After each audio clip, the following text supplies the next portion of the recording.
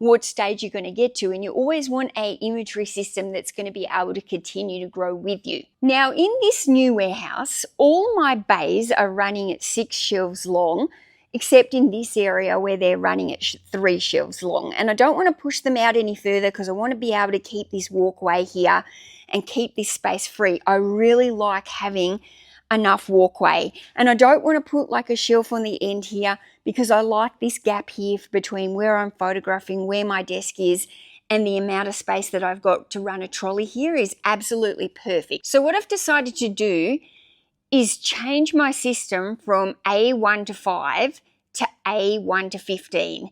That way, the first row around there is going to be A1 to 15, then B1 to 15, then C1 to 15, D1 to 15. Then I'm going to go here into E1 to 15, and then this next 3 bays is going to become F1 to 15. And then we'll go down here and it will become G1 to 15, H1 to 15, I1 to 15, J1 to 15. These are old ones. These are from when I moved, and I know this is shelf E.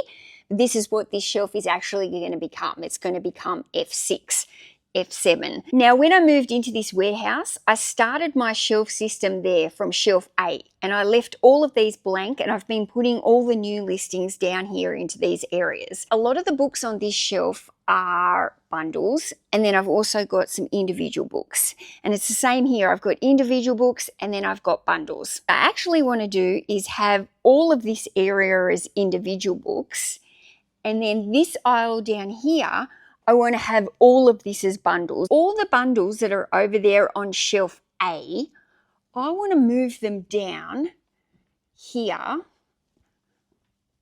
onto the first row that is going to become my bundle shelf. And what that means is all the books that are individual on these shelves, because these are kind of got a mixture on this one here, all the books that are individual, I want to move them over there onto A rack. Okay, so you need to come into your active listings in your seller hub, and up here you've got a little search title.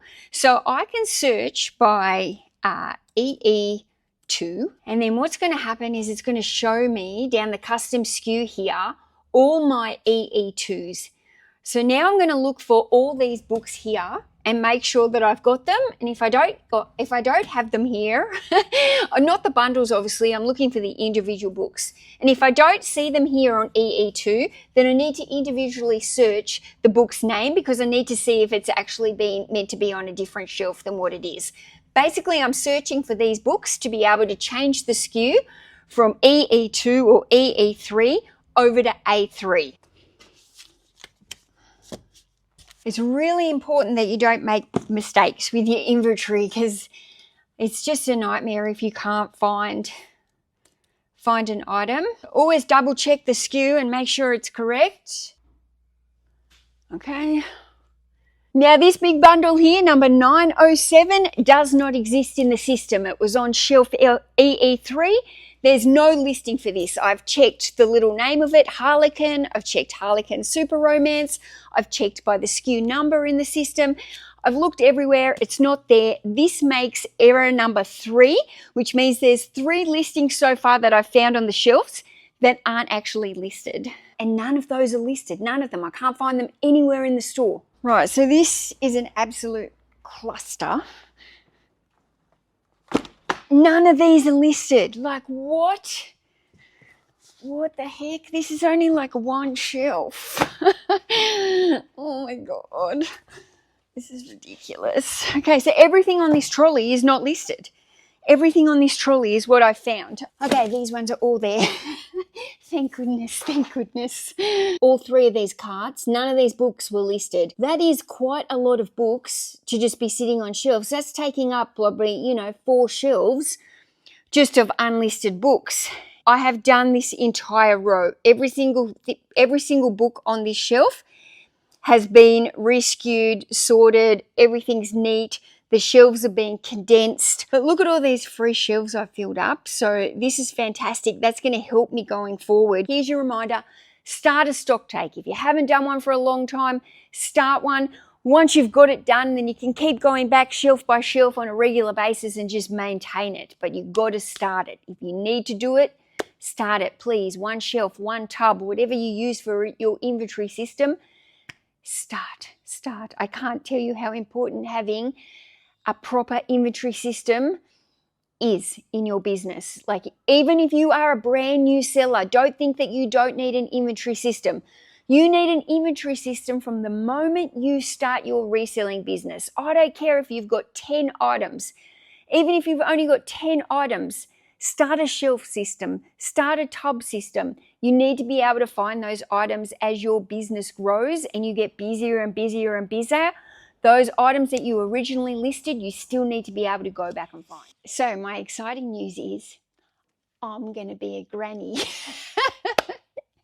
I'm going to be a grandma, and I'm so excited, and I've been waiting to tell you and I haven't been able to tell you. And I was like, I just need to spit this out in a video now that I know that I'm actually allowed to tell you. My eldest daughter, Kayla, she's 24 years old in a couple of weeks. She is pregnant with her partner, Harry. I am so excited. I just can't believe that I'm going to be a grandma, and I'm just so excited. And I've had a few of my videos lately, I've been like, well, I've got some stuff going on mid-year in my thing, and I've got to work this out, and I've got stuff happening. And mid-year, I'm going to become a granny. So my first grandchild is actually due on my birthday. I am so excited. I'm just thrilled. I'm very excited. It's almost surreal to me that my daughter is having a baby at the same age that I had her. And when I look at my daughter, I think, oh, you're so young. And it's like, well, I was the same age when I had her. And it's just interesting. I love it. I'm very excited. The secrets of super achievers. What do you think the secret of a super achiever is? If you're watching this and you've got the answer to that, drop it down in the comments. What do you think the secret to super achievers are? So I would think of tech and sports as a super achiever. And the thing that I think about tech and sports, what makes him a super achiever is that he's so consistent. He never misses it. Like, he never misses a day. If he says he's going to do something, he does it. He never misses. Consistency, and discipline. So that would be if I was to pick the secret, I think that's what it is. Consistency and discipline. But let me know in the comments, what do you think the secret is to a high achiever? Somebody who can focus as well. These are all teaching, tutors, homeschooling. People buy these for a variety of reasons. These were all books that I got for free, actually from an electrician that came to my house. And he had to fix the lighting, and he's chatted to me over the time. He knew that I was a bookseller, and he had to come back to do some lights another time. And when he came back, he bought his car full of all these books. And he said, my wife is a teacher. He said, she's got all these teaching books. She doesn't want them anymore. Do you want them? Can you use them? And I was like, sure, I'll take them. So a lot of those books weren't ones that I would sell for very much profit together individually. So I bundled them all up by books of the like I put the English books together, the maths books together, the science books together. And yeah, that one is sold for $33.50. I'm pretty sure I sold that one on like an offer or something. And yeah, gone. Free books turned into free money almost. Now there's a lesson in that. And the lesson is, tell people what you do. Don't be afraid to tell people what you do, because the more people you tell, they think of you. Now that's just a random electrician. And the next time he came back to my house, he didn't even ask me, just bought the car full of books. So, you know, like, just by telling people what you do, it's amazing how many deals you will actually get. And when people think, I get people on Facebook all the time now, my friends, and when somebody puts up a thing on the marketplace for like free books or cheap books or something, I get all my friends tagging me in because they all know that I buy books. So it's so important to tell your friends and people what you do, and talk to everyone you meet. Don't be afraid to tell people what you do. So I definitely have a lot of regrets around what I should have done with money over the last 25 years. Or I think of all the money that I've been wasted, or all the money how I never set aside anything for my own financial security, and that bothers me. I think I've always had my head in the sand a lot about money. Just got to get out of my own way now. I think I just always thought there's plenty of time. I can rewrite the money story now. It's not too late. Back in the day when I used to think I had plenty of time, well, now in my late 40s, I don't have plenty of time anymore. And I'm not saying I don't have time, but I don't have plenty of time. I don't have as much time as I had, and I definitely can't compound the same amount of money that I could have if I'd started doing this kind of thing when I was younger. So it's one of my biggest regrets, and it's something that I'm putting a lot of time and energy into learning about at the moment, because I might never be a billionaire, but my main purpose is to build myself financial security so that when I'm older, in like 20, 25 years or whatever, like I've got that financial security there so that I don't become a burden on my own children. I'm definitely like learning about shares and stuff, because I feel like it's a bit of a scary thing when you don't know about it to just launch in and go, oh, I'm going to buy all these shares. It's kind of scary when you've never done anything with shares. And I know they make it quite easy now, but I'm still in the, I haven't done anything about it yet. And I keep thinking about it for like months and months, like, yep, I'm going to start getting some shares, even if it's just, a couple $100 a month. From what I'm learning from millionaires and billionaires and listening to them talk and YouTube videos, you just got to start as quickly as possible. I think I've always had my head in the sand a lot about money, because like, oh, I'll do that later, or I don't understand it, or I don't know where to get the right advice from, or I don't know who to ask. And I think I just got to get out of my own way now. And like, I can rewrite the money story now. It's not too late.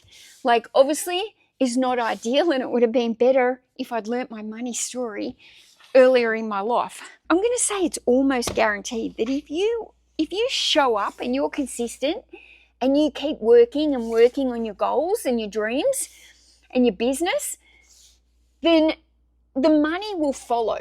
And Tech and Sports always says this as well.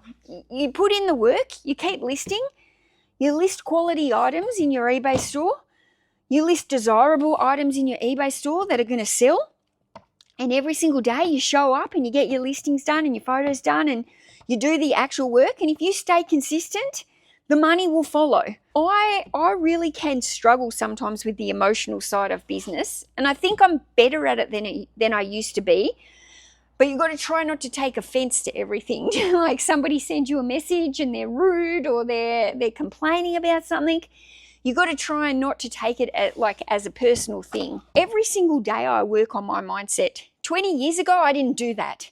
Right? This is something that I've learned over the years, that where some of my weaknesses are in my life is that, like, my self-worth, my self-doubt, confidence, different things like that.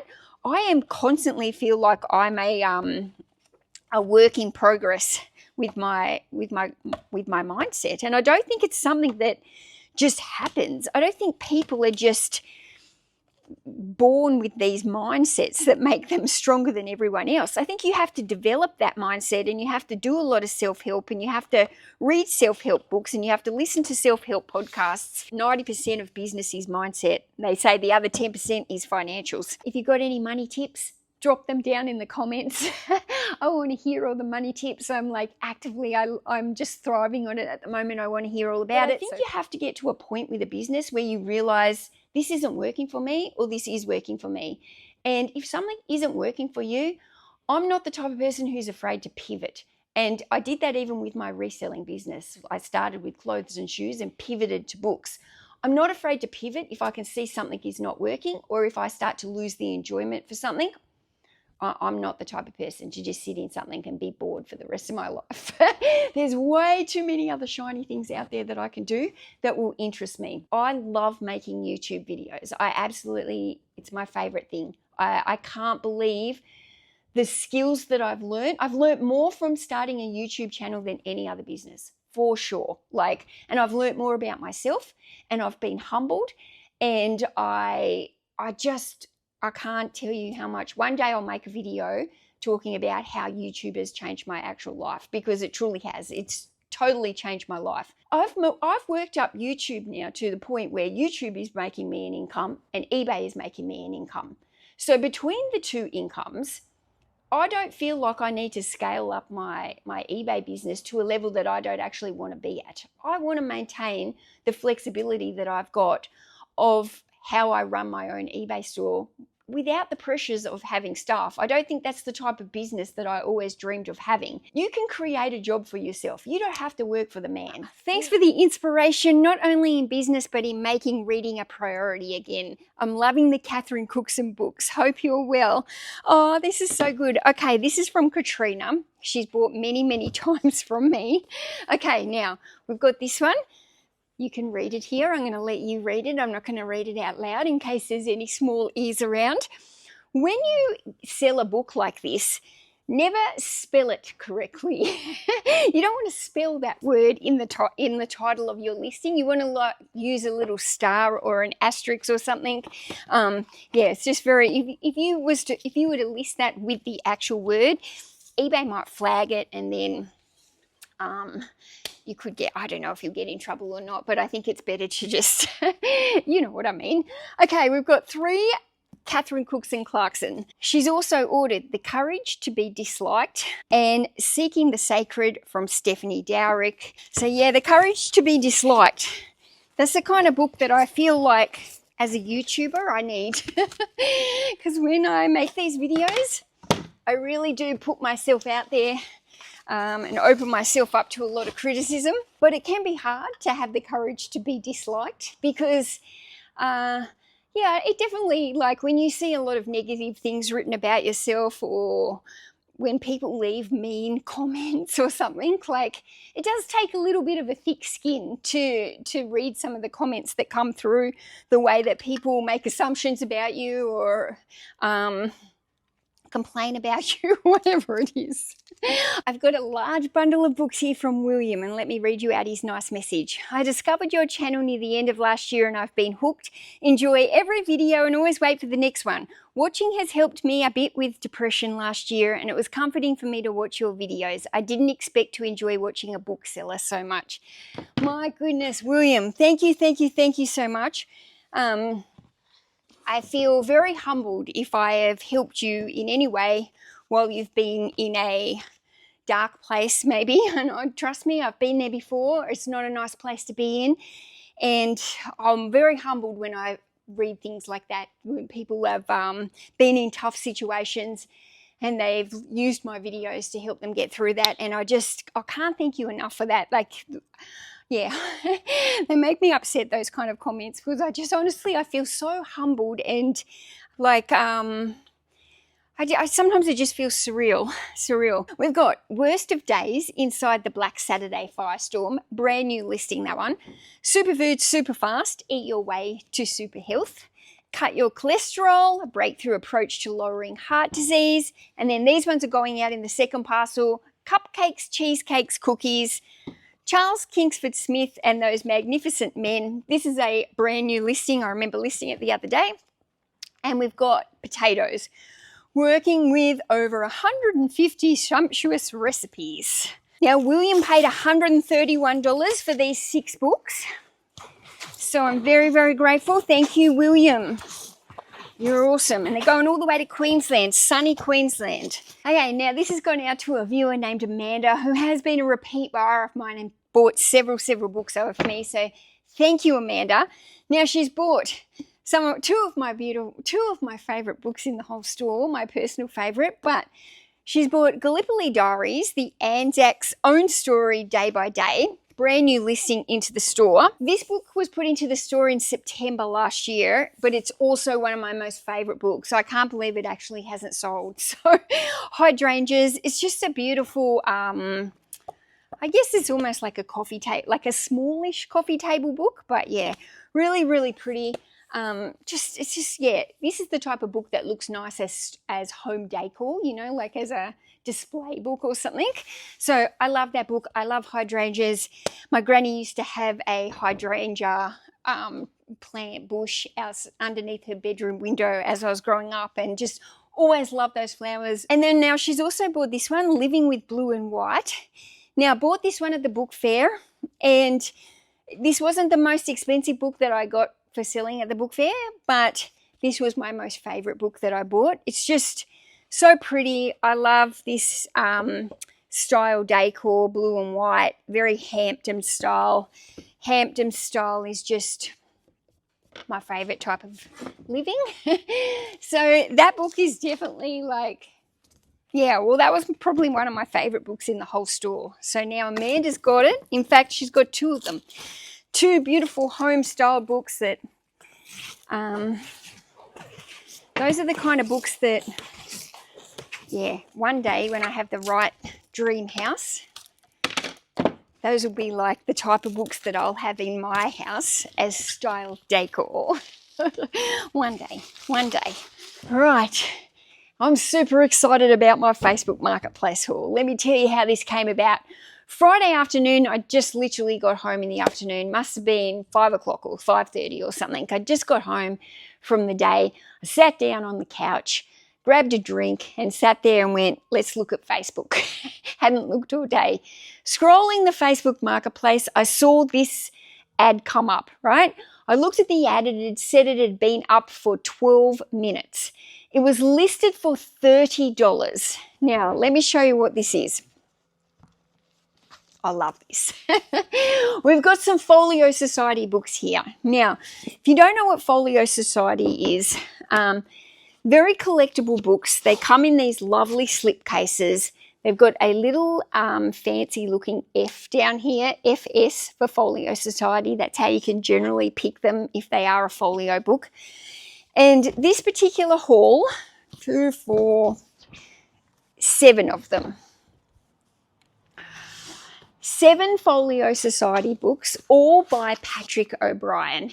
Now, Patrick O'Brien writes kind of, how would you do them? Naval, maybe war, naval history, anyway.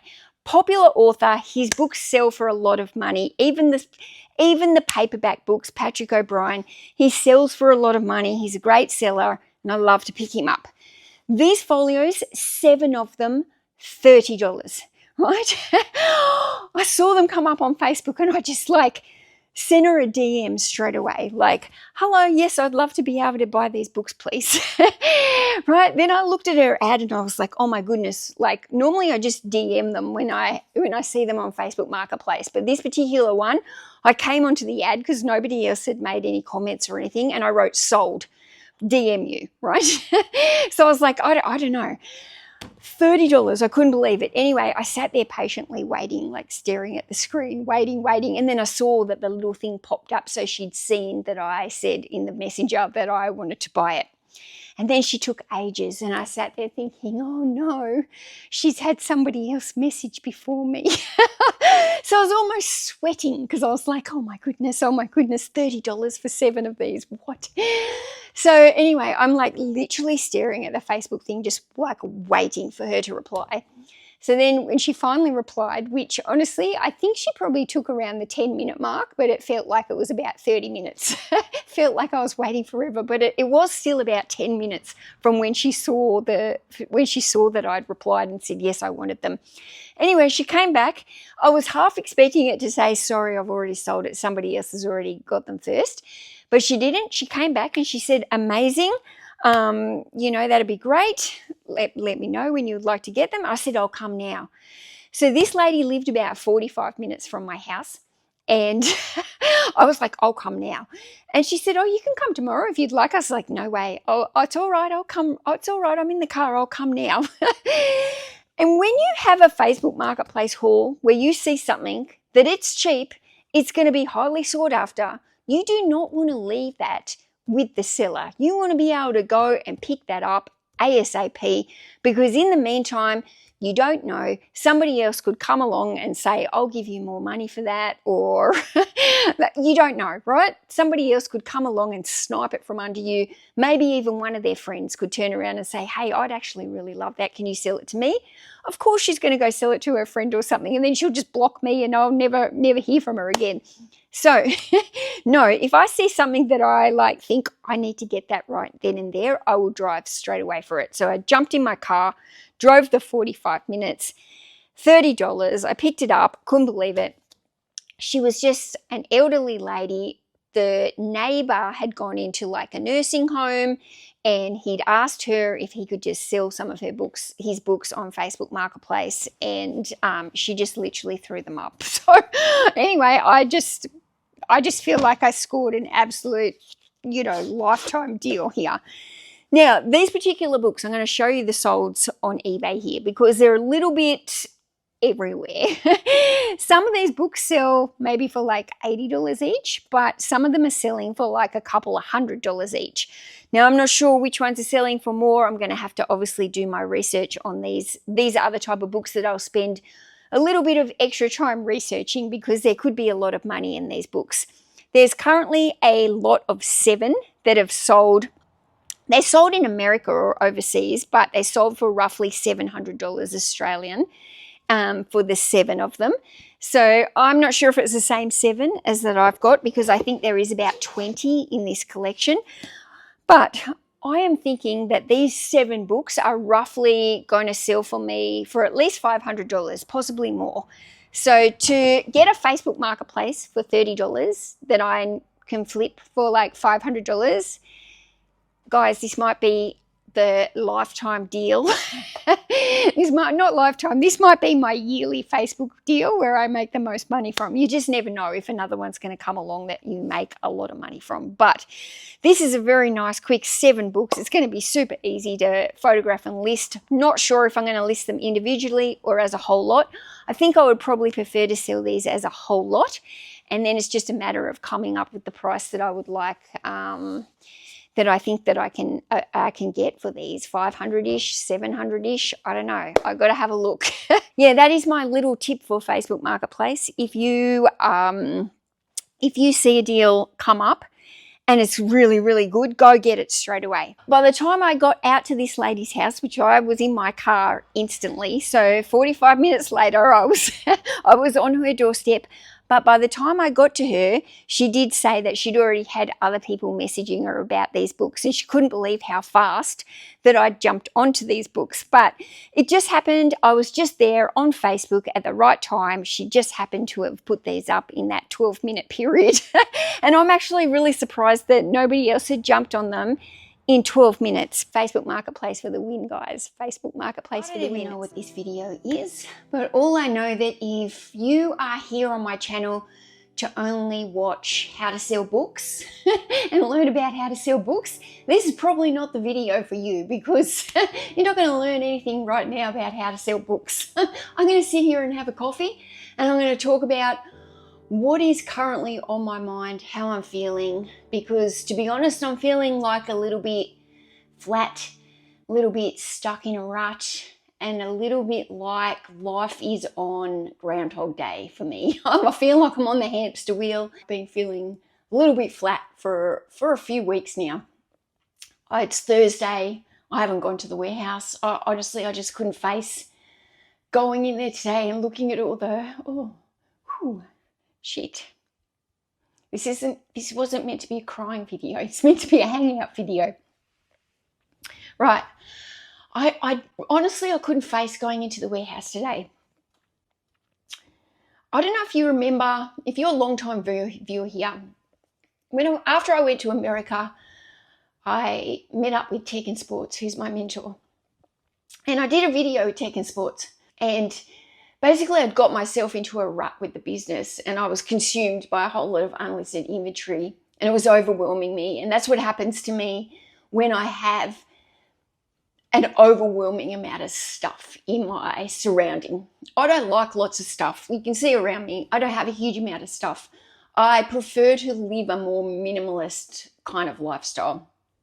And I work better and I thrive in a better environment when everything's clean. And when I went to America, my warehouse was in a state and there was stuff everywhere and I just was feeling very overwhelmed. And Tekken Sports basically described to me that what was going on in my eBay store was that I had a virus and I had to get rid of the virus. And the only way to get rid of the virus was I had to do the punishment, basically. I had to do the work and I had to get rid of that virus by clearing up all the unlisted piles and listing the unlisted inventory. And I did that And it took me 3 months to get through that. I worked solidly every single day doing the punishment. I didn't go out buying anything. I just worked my way through what was in the warehouse until I got to the point where I had a spotless clean warehouse, and I was in the middle of the day after I'd done my listing for the day. I was pretty much sitting there twiddling my thumbs thinking, what do I have to do in my business now? Like, everything's done. I'm not reorganizing. I'm not sorting. I'm not moving boxes and piles from here to there, and everything was done. And after I did that, I had this overwhelming feeling of calm. So I'd gone from an overwhelming feeling of stress and anxiety to like an overwhelming feeling of calm. And I vowed that I would never get into that position again. And look at me now. Okay, so last year I bought 22 cages of books from Tom. And in each cage there would be at least probably approximately 1,000 books. And 22 cages, you do the maths, 22,000 books. There's over 20,000 books within this haul. I'm very grateful for the cages and what the experiences that they've given me. They're going to be extremely profitable. I bought these cages for very, very cheap. And the profit is going to be huge within these cages. But the amount of work and the feeling of just being consumed by these books is now starting to get me down again. After I moved warehouse in November, I took all of December off. I pretty much was at burnout stage. I was absolutely broken. Took the month off listing and doing eBay and just kind of potted around and made my videos and stuff. I came back on the 1st of January, but to be honest, I would have liked a little bit more time off. Now, I've been reselling for 8 years and I've been doing YouTube for 6 years. I love YouTube. I love making videos. I love talking to you. I love inspiring other people. I love helping other people. That's something that I thrive off. Like, I love help. I want to help everyone. I don't necessarily love eBay. Whether or not I still like eBay, I don't know if I love eBay. I definitely don't love it at the moment because I feel like I'm back in this punishment mode and I'm doing the punishment and I'm living my life on like a Groundhog Day, and I'm not feeling like I've got the opportunity to really get out of the warehouse or do anything exciting or change things up. And in reality, I'm creating a job for myself because I want to design a life that you love, or whatever that little saying is, design a life you love. And so the whole sole purpose of me working for my own is so that I create my own rules, I create my own lifestyle, I do things that I want to do, and I get to run my own race, I guess. I don't like working for the man. It doesn't work for me. My ADHD brain doesn't like it. I like doing things on my own. At the moment though, I feel like I'm a slave to eBay and I feel like I work for eBay. And now I feel like I'm going to a job where I just work for eBay and a slave to eBay, but I don't necessarily feel like I get rewarded from eBay, if that makes sense. Like, it's like I feel like I'm more being constantly punished, and then I have to like do more to try and please the eBay system. And it's like I'm like trying to be a people pleaser. And it's like I've got an employee that I'm like busting my ass off to try and please, while at the same time it's making me a little bit miserable. And I don't know what the answer is, because obviously I need an income. I need to earn money, guys, and I'd rather be doing the eBay grind than going back and working for somebody else. But to be honest, it's truly this YouTube that I absolutely love. Really struggling at the moment with trying to run basically 2 full-time jobs. And I'm also very torn because I enjoy the YouTube much more than I enjoy my eBay. I find the eBay like a Groundhog Day for me. It's when you're doing eBay as a bit of a side hustle or on the side, or you started off as part-time, or even when I had small children and my life revolved around children with eBay on the side.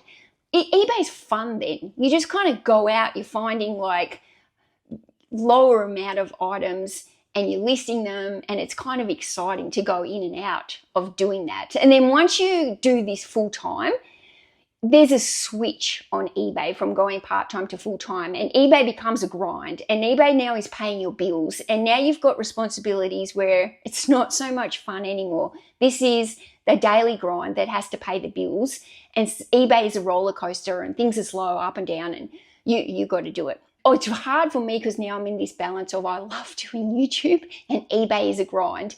And I totally understand why these bigger YouTubers have to scale back their eBay businesses to only doing like 10 or 20 items a day, because that's all they physically have time for. Because I'm at the point now where, once again, I feel exhausted trying to keep up with everything. Like, life feels like a constant rush of exhaustion. But also it feels like this Groundhog Day now where I'm not even getting to be so much creative with my videos, because trying to make a video every couple of days, which is what I want to do. I want to make a video. I realize the impact that my videos give on other people. I realize how much it helps people. And ultimately that is what I feel like almost like my mission and my goal here is in life, is to help other people, to give value. That's what I want to do. I want to build like a life around helping. That's what I thrive off. That's what I love doing. Maybe it's just because I'm in this grind with all these cages and I feel like I'm doing the punishment. And I don't even know where this vlog is going. It's chopped and changed, and that's typical me. I'm obviously very aware that I put myself out here on YouTube and I open myself up for criticism, especially being as vulnerable as I am. This is a channel that is sharing vulnerability, and that is going to open me up to more criticism than other people. But I do feel like resellers in general cop a lot of criticism. I'm not the typical eBay reseller YouTuber. I'm just not. I've tried to find other channels that are like me on YouTube. I can't find other people that are like me. I don't want to morph into what every other reseller is doing on their YouTube channel. I don't want that. I want to be different. I don't even know. I'm just letting you know how I'm feeling. I just go through stages. I'm either really high energy or I'm really low energy, and I find it really hard to be a little bit in the middle and find a balance of energies. I'm either up or I'm down, and you'll know when I'm up and you'll know when I'm down. And guys, I don't even know what this video is. Sorry. I don't know. I don't know. I don't know how I'm feeling. This is unplanned.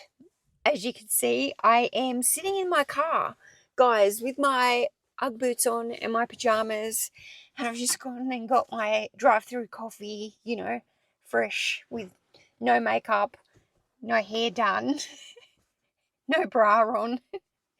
Does anyone else do this, or is it just me? Like, especially on like a Saturday morning. Some mornings I look like shit. I like to sit in the car when I drink a coffee. So if I, like, in the morning when I'm going to the warehouse, it actually works perfect for me because it's a 45-minute drive. So I just get the coffee and then I drive out to the warehouse, and it takes me the whole 45 minutes, and my coffee's kind of just finishing as I arrive at the warehouse. But if I go out in the morning, like say I'm at Tom's house and we go and get coffee through the drive-through and then go straight to the warehouse, he gets like a mocha thing. So it's not burning hot like my long black. So we get back to the warehouse within that 5-minute drive from the coffee shop. He's ready to go straight back in and start working. And I want to sit in the car for my 40 minutes and waste my time. Like, what am I doing? I'm probably like procrastinating on the day ahead about all the monotonous tasks that I need to go in and do. So I sit there in my car and I don't know why. I've always done that. Doesn't matter what it is. It's not just the monotonous tasks that I've got going on at the moment in the warehouse. It is something that I've always done. I just always like to get a coffee, pull over somewhere and sit in the car and drink my coffee. So I don't know. Tell me, does anyone else do that, or am I just weird? I'm pretty much weird. I still do really like eBay. Like when I say I don't really love eBay at the moment, it's just that I don't really love the grind that I'm in with eBay. I don't really love the pressures that I put on myself with the eBay and the pressures that I have with I guess being a public seller and everybody kind of like watching everything I do and trying to live up to the standard of, and I don't even know whose standard it is. It's probably just the standard that I've put on myself, but it's like I'm trying to live up to a standard of someone who's running what I would deem as like a proper full-time eBay business. And so I've got these standards that I put on myself.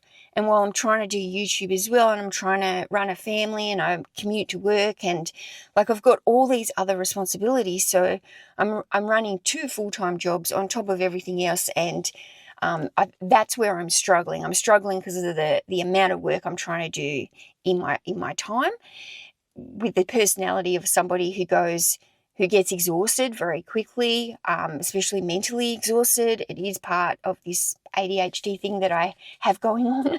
So like I don't work in the same way that everyone else does, and I do get really, really tired from the mental exhaustion of what's going on inside my brain constantly. I feel like I am running a successful eBay business, and I know that if I wanted to increase the sales on my eBay business, I know how to do it. Oh, sales are slow. I know what to do. I've got to go freaking list another 50 items to try and spark some activity up into my store. And when I walk into the warehouses now, it's like I've got this constant just this task list. Like it's just a never ending. It's like the never ending story. Does anyone else break into song whenever they think of a word or something that matches?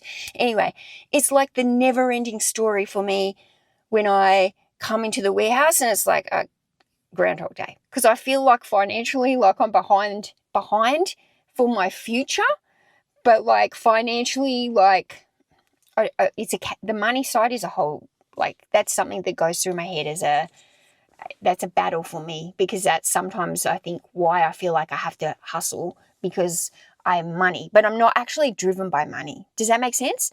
Like I'm not driven by money as such. So like I can be doing really good and making really good money, and then I just cut it. Like my eBay store going like the best it's ever been, and then I just take 6 weeks off. Like I'm not driven by the money, even like my YouTube. So like when I pump the videos out 3 times a week for like 2 months, like the YouTube revenue was the highest it's ever been. And then like come this month, I just stop it again. And then so I'm not driven by the money, if that makes sense. Like the money's great, and I know that I need money, and I'm thankful for the money, and I want money, and I want a life that gives me options by having more money, but at the same time I'm not driven by money. So which is good because I don't do things here just for the money. I'm not making videos just for the money. Like that's why I stopped making them for a while, because I'm like, I'm not making what I want to be making, right? So anyway, once again, I don't know where this video is going, and I can see the timer on there says 32 minutes, and I think 32 minutes is probably a long time for me to be sitting here rambling into the car, especially if you're having to watch me while I look like this. This actually came from, cha-ching, this actually came from one of Tom's discards. Sometimes Tom discards books, and then I'm like this scrapper that goes through all his books, having a look at what he's discarded or what he didn't know was worth keeping. And I picked up this one the other day, Sass, Phantoms of the Jungle. It is like fairly worn on the dust jacket, but I listed this book and it sold within 24 hours into my store, $29.99. So yeah, I did like to rub that one into Tom a little bit this morning. Your loss. And this is the thing, I pick differently to Tom picks. Tom picks differently to me. We're both booksellers, but we both got different eyes. And this is how I always feel when people say, like YouTubers or resellers are giving everybody the information. Well, we give out some information, but like you can never replicate what's in my mind. I can never replicate what's in your mind. Like you know things that sell that I don't know that sell. It's the same with me and Tom. And, you know, it's just a constant learning journey to become like a better reseller. But this is why I always say there's plenty for everyone, because we've all got different knowledges. We've all got different things that we remember up here. We all know different topics. Like I deem myself as an expert on selling cookbooks. Tom doesn't have a clue. Do you know what I mean? Like he doesn't have a clue which cookbooks are going to sell or not. So he's got a little bit on some of the cookbooks because he learns by watching me. But, you know, for the majority, if he went to the whole table at a book fair of cookbooks, he'd be like, maybe like a couple. So we all have different specialties that we have, and that's why I always say there's plenty for everyone. I'm not afraid to tell you guys all this information. Like, there's plenty for everyone. Hi, Mel. Please know that almost all of your YouTube viewers watch you for you. I most certainly do. I also happen to love books and will support a working mum over a company wherever I can. That's the stubborn feminist in me. Love what you do. You keep doing whatever you want to do. There is a whole community that has your back, including me. Love ya, you soon-to-be Granny Mel. Julie, you are awesome. Thank you so much. A lot of people ask me what I clean the books with. A lot of them I don't clean the books because I don't want to damage the types of covers they've got. But if they are like a book that I can wipe over, I just use baby wipes. One of my big hacks for getting out odours is to use vinegar.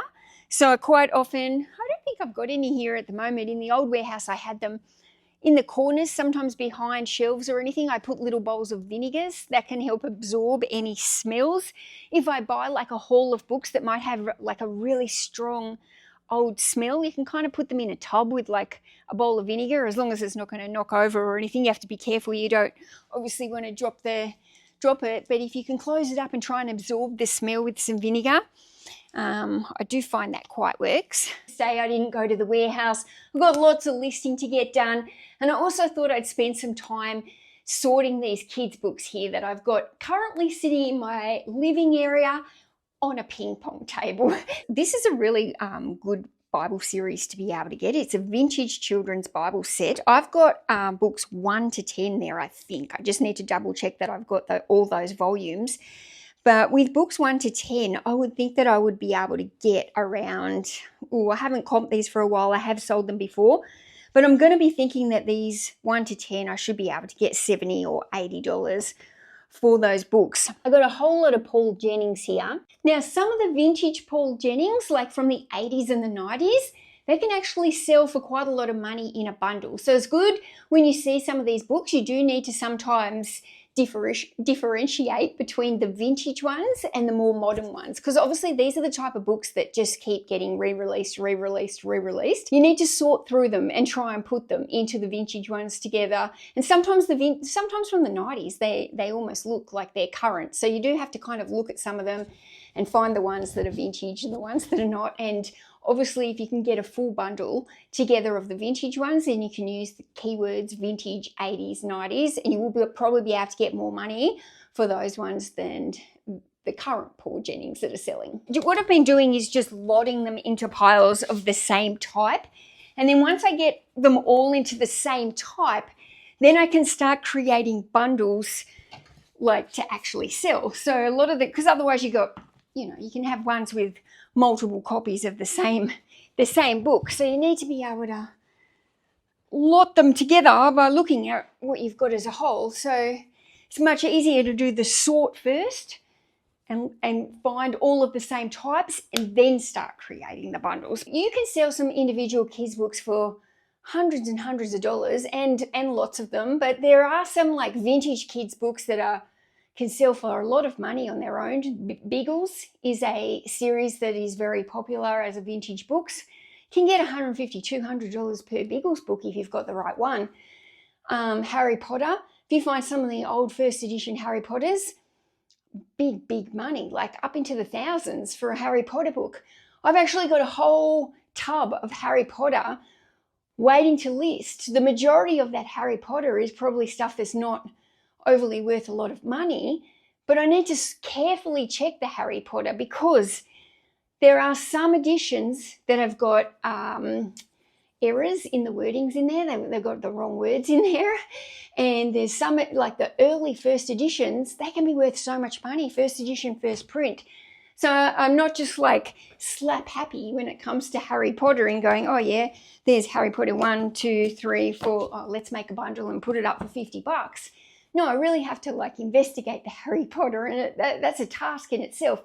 So what I end up doing is putting all the Harry Potter aside almost in the project pile, because I need to really spend some time looking through that rather than just churning through it. I think you'll be very, very surprised at how much money you can get for children's books. There's quite a lot of the Aussie nibbles, so if it's something that I'm not sure about when I'm creating these bundles, because I'm going to be able to create a couple of bundles from this lot, if it's something where I'm not sure of how many books that I should be lotting up, what I'll do is I'll just go to the eBay solds and I'll start scrolling and have a look at what other ones have sold for. So I just type in Aussie Nibbles, and then I can see here Aussie Nibbles 8 and Aussie Bites 7 have sold for $66.50. There's 16 Aussie Bites, and Bites and Nibbles, they're going to get the same price roughly. Those ones have sold for $60. There's a bundle of 21 that have sold for $55. There's a bundle of 12 here that have sold for $52. So there's a bundle of 11 here that have sold for $51. So they're actually quite high priced books. So I think what I'm looking at here, if these ones are kind of selling for 12, 16, what's this other one, 15, somewhere between that 12 and 16 is probably a good number for this. So what I'm going to do is I'm going to go along. I'm going to go 1, 2, 3, 4, 5, 6, 7, 8, 9, 10, 11, and 12. So I might just keep one bundle there of 12 for now. And I'm going to go 1, 2, trying to use these double ups first, 3, 4. So those 3 were double ups. 1, 2, 3, 4, 5, 6, 7, 8, 9, 10, 11, 12. All right, so now we've got 2 bundles of 12 here, and we've got 4 additional ones. So what I might do is I might go 1 lot of 12 and 1 lot of 16. So that can be a bundle here. This can be a bundle here. And then these 3, like I said, they get set aside in my my waiting piles. Oh, my labels are all, when it gets towards the end of the roll, they start curling. And it's actually really quite annoying. This is from a viewer. Okay, it's from Erin. Love your eBay channel. I'm not a reseller anymore, but I continue to watch and cheer from you from Perth. Take it slow and easy. I'm always shouting out at the screen, telling you to chill and put your feet up. I think I'd love to see a video of you having no cages, no piles, and no pressure, and taking us along on a journey of op shopping because you have the time. I hope that makes sense. Keep up your honesty and don't worry about what anyone else thinks. Oh my goodness, Erin, thank you so much. Let me show you. What has Erin paid for these orders? Let me check. $50.19. She's ordered Feng Shui, The Ancient Art of Placement, Oil on Canvas, and the Big Book of Painting Nature in Oil. So, Erin, I look forward to the day where I've got no cages as well. And as for Feng Shui, when I was moving into this warehouse, I was following this girl on Instagram, and she was like some Feng Shui expert. Anyway, I messaged her and I sent her some photos of this warehouse before I moved into it.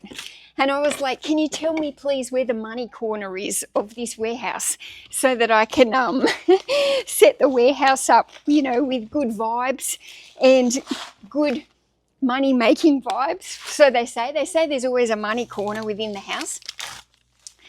Anyway, this Feng Shui expert, she didn't have an answer for me. So I don't know if it was different because it wasn't a house and it was just like a big building and nothing was really positioned where it was meant to, but she couldn't help me and she couldn't give me any advice. So if anyone is a Feng Shui expert and they think that they know where the money corner is and if I need a money tree somewhere.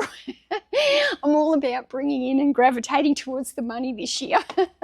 Help a girl out. Thank you. This one sold for $40. So generally that book does sell for around that $40 to $45. And because I sell it often and I know that I can get that price, I won't take an offer that's like really under the $40. Somebody offered me $35 on that book, I would probably hold on it because I know that it sells fast and I know that I can get full price for it. So you kind of got to be smart. There's books that you just know. Well, this is once you've had practice at book selling. If you're a brand new bookseller, you might not know that. But I've got experience and I've sold that book 1,000 times. Not really 1,000, but I've sold it a lot of times. So once you start doing this for a long time, you become quite confident at what you can say yes to and what you hold out for. You know, what's the song, The Gambler? You got to know when to hold 'em, know when to fold 'em, know when to walk away, know when to run, you gotta count anyway. You know, it's been a few weeks now since I've given up Coke Zero and Coke. And Tom and I went away on the weekend and we'd been away all weekend. We did this massive hike, which is another story. And at the end of this hike afterwards, we got dinner and all I felt like was like a sugar hit. And I was like, I need some sugar or something. And I wanted a Coke.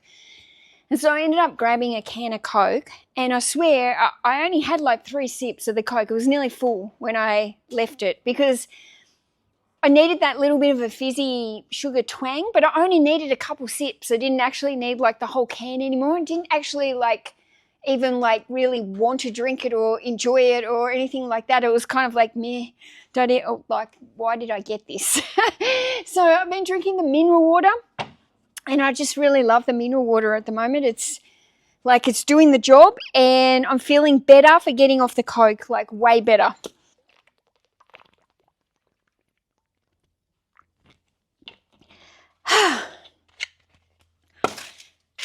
Another Monday bites the dust.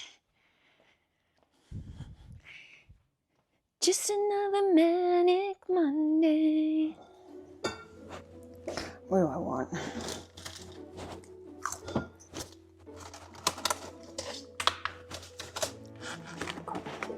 So I've had a week off. Yes. I was going to say I haven't really had a week off, but I've kind of had a week off. I haven't had a whole week off. I took the week off so I could go and do my taxes and stuff. What else do I need? Hold on. Oh my God. I can't. It's too early. I can't talk in my breakfast. How good's that look? Now we got the most important part of the entire day, which is my morning coffee. If I don't have coffee, the day is not going to go good. Why is this heater on now? Whew, I'm sweating. Have I got enough petrol? 295 kilometers here in my fuel tank, which is very lucky. Hi, can I please get a large long black coffee that's half strength? Why is this McDonald's taking so long today? Come on, I've got a book fair. Let's go. Here we go. Sunny's on. Morning. Thank you so much. Thank you. Look at my boot. Like, where am I going to put more books?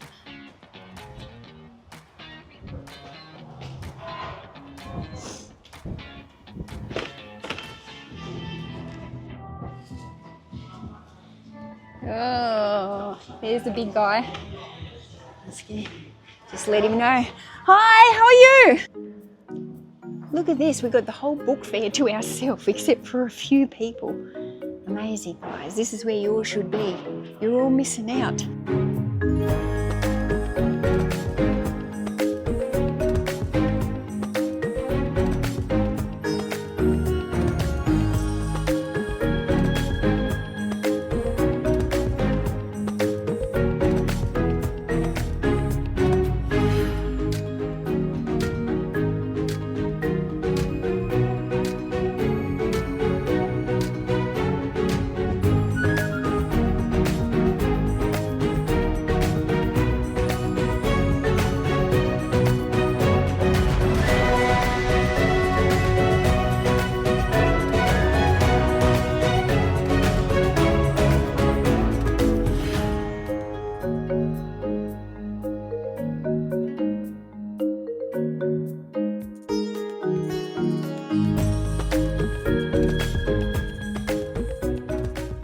that was worthwhile. I've got an entire trolley. This book fair's been open for 2 days and I've still got an entire trolley load here.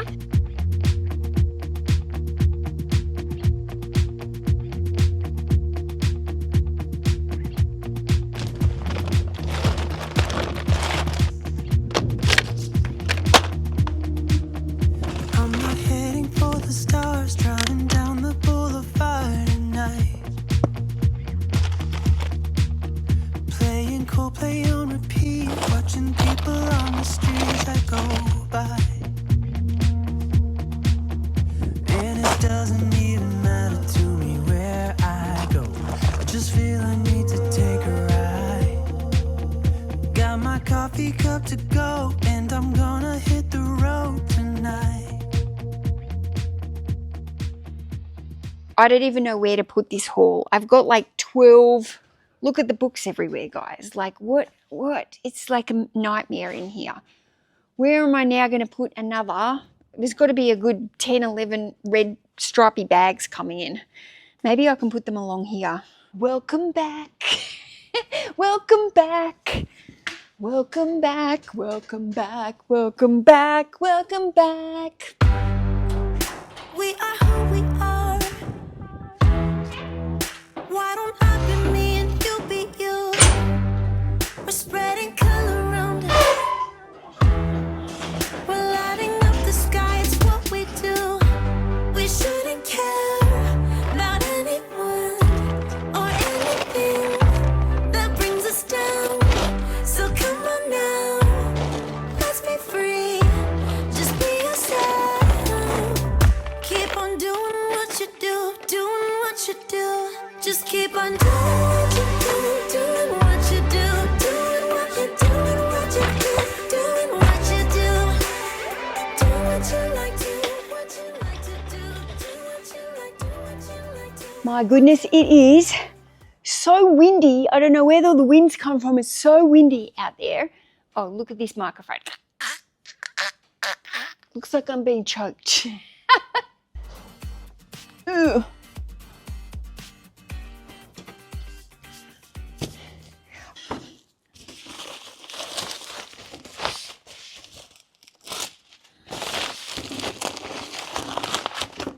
Well, I actually feel like I got a bit of spark coming back. I was like so low mood.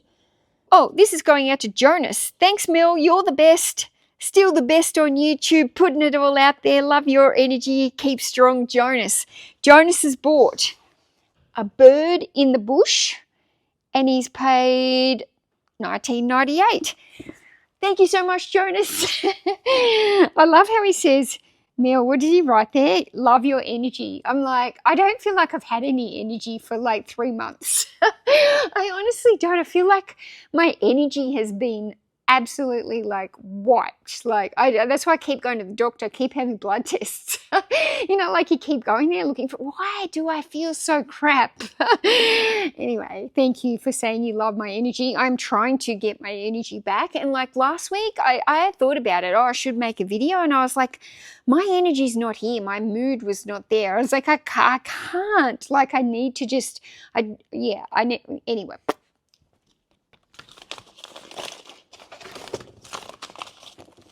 I'm really hungry. I'm only just getting hungry. When I have the Greek yogurt for breakfast, it really like keeps me going with the nuts and the seeds and the berries and stuff. I love it. Can I please get one of these chicken schnitzel salads? And also where's the spicy one? Do you have any spicy? Oh, one, yep. Thank you so much.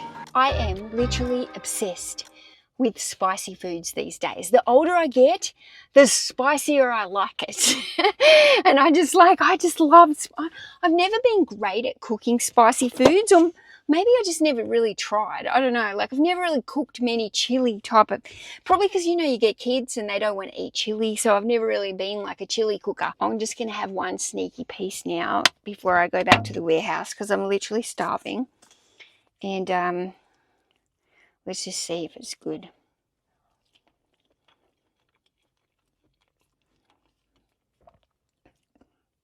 It's good. good. I've eaten lunch. Now I feel like heavy, and now I feel like not working. Come on, Mel. It's ridiculous. Come on. You've got to get this mojo back. This is a cool sale. It is a bunch of magazines called The Australian Beekeeper. This is going out to Naomi, who said this is for her bee-obsessed husband. These magazines have sold for $72. And did you know, fun fact, the name Melissa means honeybee. So there you go. I am the honeybee. Because everybody keeps telling me in my what is it? Because everybody keeps mentioning in my comment section, because I'm fairly like up and down with my moods, and I'm a little bit erratic sometimes. And like, honestly, guys, that is just me. That is how I've always been. I've got ADHD. I jump around. I go up and down. Sometimes I'm full of high energy. Sometimes I'm full of low energy. And honestly, that is me. I don't so much feel any different than what I've ever really felt. But people in the comment section constantly saying, oh, you're in menopause or you're in perimenopause. And I've got a bit of a thing about menopause, because I know somebody who has been in menopause for about the last 10 years. And honestly, this person blames everything on menopause. Like every symptom, everything she's got, every time you talk to her, oh, I'm in menopause and this is because of menopause. And I swear this has been going on for 10 years. So I've had this thing in my head, like I don't want to be that person that is like the blame on menopause, and I've hit menopause and like everything is menopause's fault. So I've never wanted to be like that, right? And I understand when I read about menopause that I may appear like I'm looking at it, but I honestly didn't feel like I was in menopause. Anyway, I've gone up and had my hormones fully tested, everything, just everything. I had the whole works done. And I would like to come back here and give you the result that the doctor said I am not in perimenopause. I'm not in menopause. In fact, she said she thinks I'm quite far away from menopause. And yeah, and everything in my blood tests was perfect. I have a very healthy heart. I have perfect cholesterol. My iron, everything is good. What else did I have checked? Like I literally had everything checked, and like, no, I've got no issues. Like literally there wasn't one thing that came back high or one thing that came back low. All my blood, I had full bloods, you name it, I had it. I asked for the works along with all the hormone stuff. I had to do the hormone tests on certain days of my cycle, and like I did the whole works. I did it all properly, asked for everything. And nope, guys, I am perfectly a picture of health. Guys, we can all get away from blaming perimenopause or menopause, because the doctor says I'm most definitely not in menopause. I honestly believe it's due to the ADHD and the way that my brain works, and how my brain is constantly on and off and overthinking and jumping from one thing to another thing. And I've got this idea, and then I want to do this, and next minute I want to do that, and next minute I want to stop doing this, and then the next minute I want to go even bigger. And I just like, I'm all over the shop, and I think that just gives me this mental exhaustion, which results in a roller coaster life of burnout. And I think the burnout actually comes from my ADHD, and that is that. So I've had a really nice day out here, and I feel like probably because I've been able to go at my own pace. I haven't had to have any pressure of getting these to the post by a certain time. I've just gone at my own pace today, and it's been nice. And that was actually a really smart thing for me to do on my first day back here in the warehouse, to not come out here with like a ton of pressure and like, righto, we're back into it, rush. It's been good. 1st of January to 31st of March, my sales came in at $58,202.75. So I managed to increase my 90-day total by another $3,000, which I'm very, very happy about. Like ideally, I thought I have to hit the same number, But ideally, I wanted to actually be a little bit more, because if I'd finished Q4 on whatever number I finished Q4, or, you know, ideally we want to increase our sales every quarter. So I'm really glad that I finished at 58,000. I'm quite proud of that. My eBay fees here were $9,612.14, which works out to be about 16.5% of my income goes to eBay fees. If you're not a reseller who sells on eBay, you might never have known that, but eBay fees for me generally sit around the 15 to 20% mark. Sometimes they've been known to be even up around the 22%. It really depends on how much you're promoting your items at. And when I relaunched the store in January, I actually started my promotional rate at a little bit lower than what I would normally do, just to see how it would happen. I didn't want to just go in and start it like at the highest possible dollar. I like to kind of change my promoted rates, and I do go between higher and lower, and I do refresh my campaigns, but I started on the lower end. I did increase it gradually a little bit, but overall for the quarter, 16.5% is pretty good for my eBay fees. eBay is not my only income. I do have 4 sources of income. I do make revenue here on YouTube. I get paid on YouTube for the ads. If you're not sure how it works, I don't get paid by the number of subscribers or anything like that, but the YouTube puts those ads into the videos, and when the ads are played, then I get a percentage of the ad revenue from those. The more videos you make, the more views I'm obviously going to get, and then I obviously get paid by my views. So the way that YouTube works is they pay you a certain amount of, and it's different for every video, so it's very hard to just give you a dollar figure.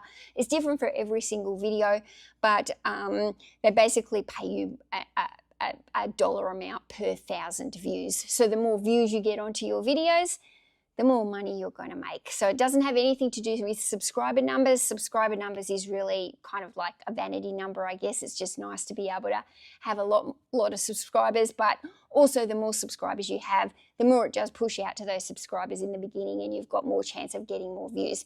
So that's how YouTube works. Also do a couple of Zoom calls a week in the Tech and Sports Patreon group, so I'm paid to host those calls.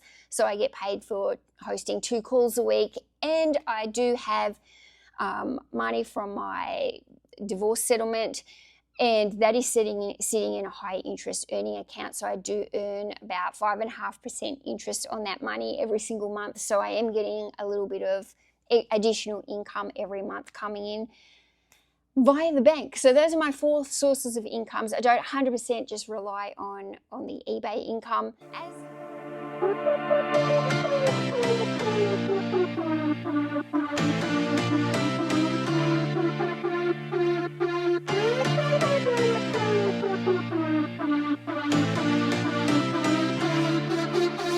I've been through heartaches, I've been to heaven.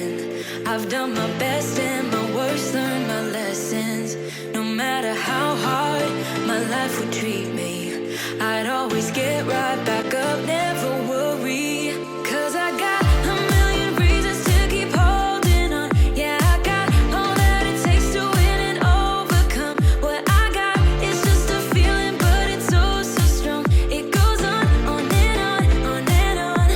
There's something going on inside of me. I feel it growing stronger every beat. I never just believe in what I see, 'cause I can feel the energy.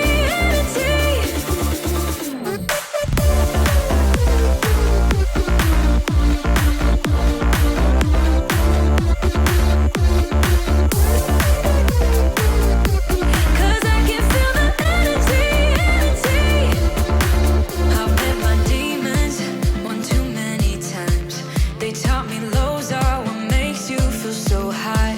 No matter how far my mind would wander, I'd always dare it to go even farther. 'Cause I got a million reasons to keep holding on. Yeah, I got all that it takes to win and Well, if you haven't already guessed, Tom and I have got a new shop space. But this shop space is a little bit different. This is a commercial, well, it's still in a storage unit complex, but it's a commercial space, which means we can open it up to the public like a little shop front. That's why it's got all the glass windows. It's not a regular type of storage unit, if you will. It's more set up as a commercial space.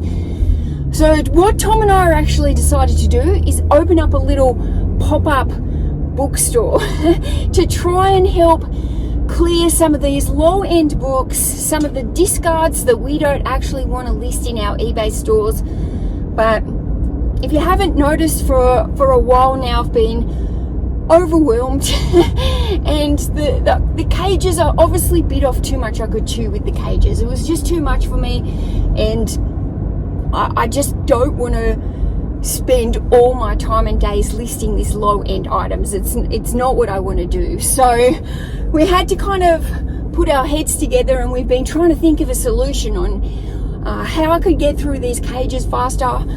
You know, like what's a better solution for all the books that we don't want to list, and try and come up with this. So anyway, this is our solution.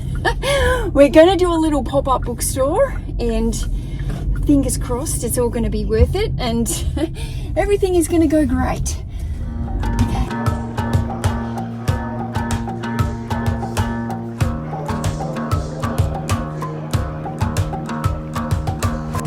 I've been trying my best for a while, trying to please everyone who's around me. I've been putting on a fake smile, even though I'm wasting time. I don't want to be trapped in a box, trying to be like the rest when I'm not. I just wanna go my own way, gonna let the past burn down. Cause honestly, don't wanna be stuck in boring conversations with you. With you, I'm gonna leave it all behind, find myself, I'm gonna start over new. Yeah, I'm on my way now.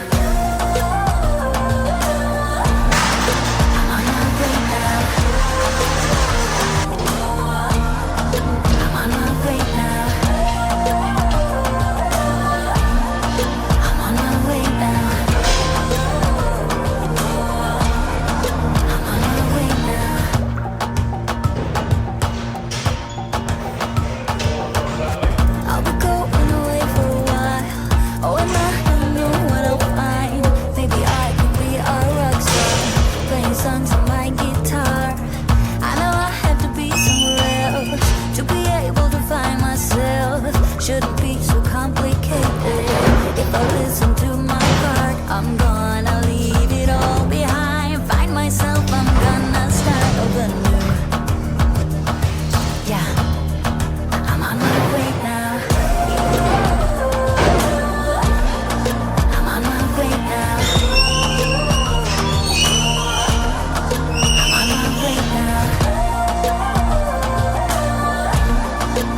way now. I'm on my way now.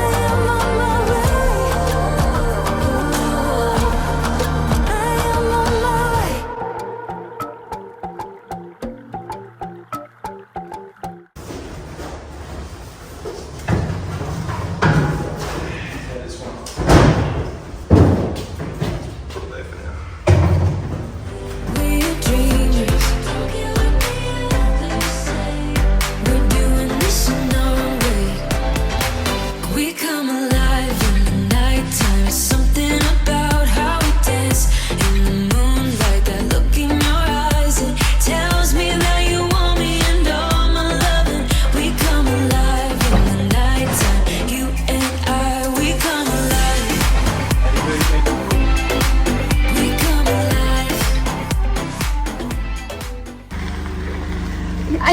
this one. This one next. Yeah. This one can go.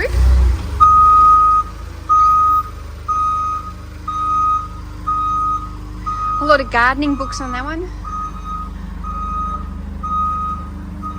Tom and I are splitting this, so half the stock is mine going into the store, half the stock is his going into the store.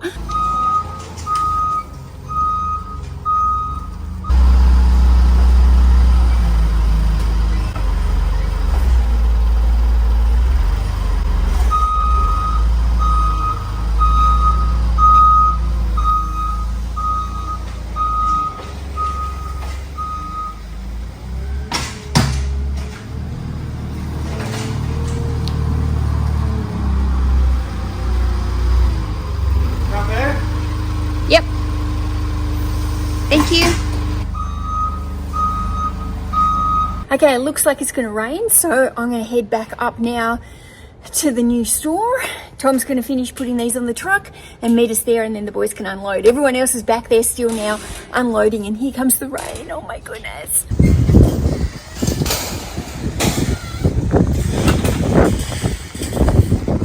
Tom! Oh shit, I didn't know you were on there. I thought it was falling. So, I thought it was rolling. My goodness, Aaron, I honestly just saw it went, oh my goodness, it's rolling. Look at my old little warehouse. It looks little now. This one's got a lot of textbooks on it that would probably waste of space there.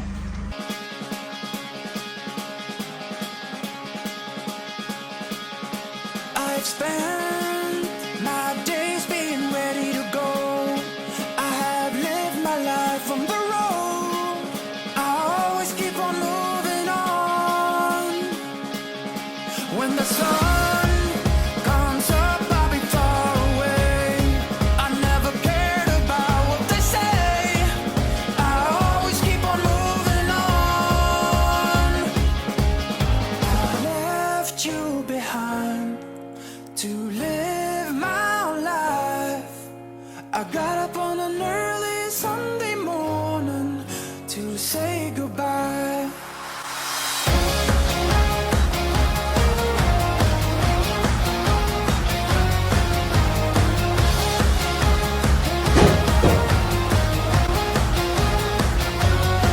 I'll be a long way from home to see the world of ours.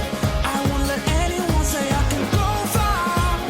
I always keep on moving on.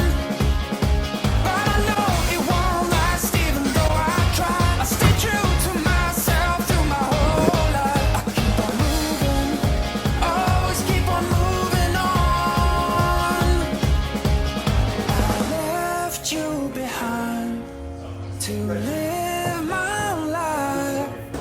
I got up on an early Sunday morning to say goodbye.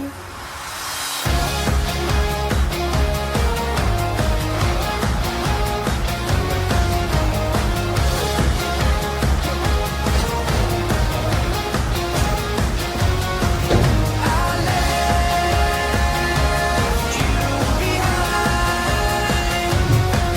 I left you behind. If you let me, I'll make back. But for now, I'll be far away. I hope you'll be there for me when I need you the most. So Tom and I are just in here finishing off putting the books on the shelves. It is very sunny in here, but we've noticed we've got one yellow sign that really stands out from the road, and it's actually diffusing the light. So we've just gone up to get more of the yellow core flute. We don't have any more stickers for it, but we're just going to put it along the rest of the window just to try and diffuse some of this light, because we'll have sheets over the books when we're not actually in here. But for when you're shopping, this light is actually really quite bright.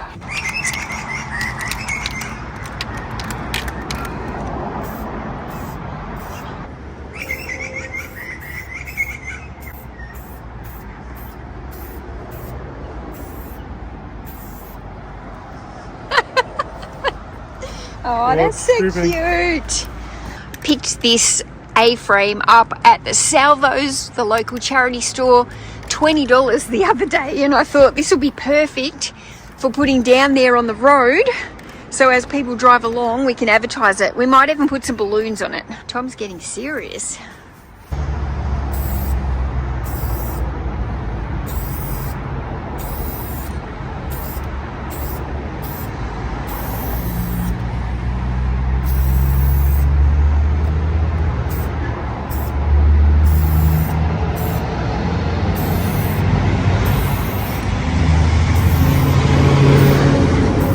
Want that filled in?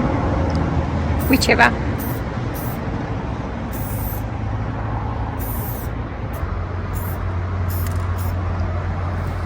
Yeah, it's not the best, but it'll do.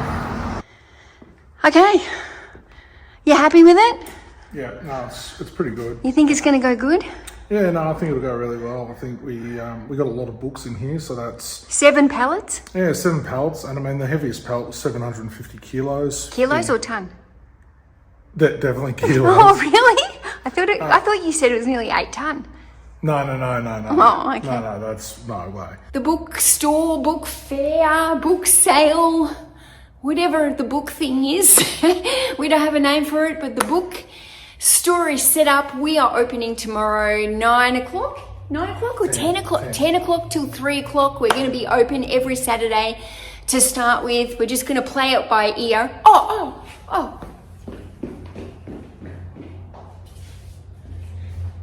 Yeah. Somebody walked in. Somebody walked in while I was like packing the books onto the table and organizing and bringing more from the car. And they just walked in and I was like, oh, we're not open yet. But anyway, they bought 6 books, $12. Tom luckily had $3 change on him. So we had our first sale and first of many. Because it's in a storage unit complex, it goes by the same rules as a storage unit. So basically you're on a month-to-month lease. So what we decided was we needed an outlet to get rid of some of our books. I've got too many books. Tom's got too many books. We don't like discarding books and just binning them. Like that's like the worst case, last thing that we possibly want to do with our books. I can't handle all these books on myself. Tom had a lot of books as well that he needed to like rehome. We saw this shop space as we were driving past and we thought, what if we ran like a little mini book fair, I guess, like a pop-up bookstore for a short amount of time, basically to liquidate our inventory. We took on the month lease. Now, because it's a storage unit, that is the benefit of this. We can stay here a month, we can stay here 2 months, we could stay here 6 months if we wanted. However long now we wanted to stay here, we could. But when we set up this store, our intention was like, let's do this for a month, clear out some inventory, liquidate the inventory, and then at the end of the month, we've got a couple of choices. We can either extend for a month if we want to, or we can just try and liquidate. We can put signs up, free books, or we can try and sell the whole store as it is, as a bulk lot, and try and clear it off that way. We're paying one of Tom's workers, Sharon, to come and sit out here while the shop is open. So we're paying her an hourly wage to sit here so that we don't have to be here. We're here, we're trying it. I don't know how long it's going to last, but in the meantime, I'm just constantly bringing as many books as I can over from my warehouse to keep filling up these tables. Every spare second, I'm just like, bring it over, bring it over, bring it over. But if you watch me, you will see that I seem to be in this vicious circle of going in and out of burnout. The last few years, I've really been in more of a survival mode. It's like fight or flight mode. And now that I'm kind of at the point where I can come out of survival mode, I'm absolutely exhausted. And I've definitely found myself the last few months, or probably even back last year when I moved warehouse, maybe November, I really think I've crashed and burned ever since that point. I'm now making money and I'm able to feel like, oh, I've done this. I've been able to make this money. But now, how do I continue to make this money without staying in this grind hustle mode? I'm tired, I'm exhausted, and I don't want to work like this, and I don't want to have this overwhelming feeling of these thousands of books that are just like this constant to-do pile for me. I like to be able to feel like I accomplish things, like, righto, I did this task, now on to the next one. But the way that I've had these tens of thousands of books at the moment feels like it's a never-ending task, and it feels like I never ever feel like I've accomplished doing and finishing something to move on to the next thing. I don't know what to say. I've been struggling with it. I've been down. I've been flat. My energy levels have been low. I don't want to always go in and I procrastinate. I sit in my car in the mornings for a long time drinking coffee before I even walk into the warehouse because it's so overwhelming when I walk in there, and even overwhelming, but just this constant to-do list. And reselling is a little bit of a repetitive business, but when I think back to when I found reselling, it didn't feel repetitive at all to me. I felt joyous, and now it doesn't feel joyous. I'm basically at the point where I can come out of survival mode, but I almost don't know how to come out of survival mode. Does that make sense? My channel is called Back from Burnout. I do not want to constantly be back to burnout. It's not back to burnout, it's back from burnout. If I don't bring back the joy to my work, I'm at the point where I'll walk away. But I don't feel like I've 100% lost my love of doing reselling, but I've lost the love of doing it in survival mode. So I've lost it. I'm well and truly done with survival mode. I'm well and truly finished with that period of my life. It's time to sort my shit. It's time to get out of it. It's time to move into the next stage of my life. Gosh, I'm 49 soon. That means I'm nearly 50, guys. I'm about to become a grandma. I've got a good life. I'm happy. I'm happy with my life.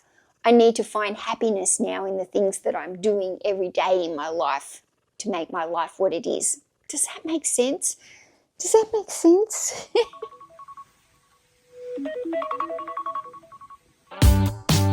It's a new day for a high. It's another day to try to get by. And ooh, yeah, I'm feeling now every second, every hour of the day. Yeah. It's a new day for a high. Yeah.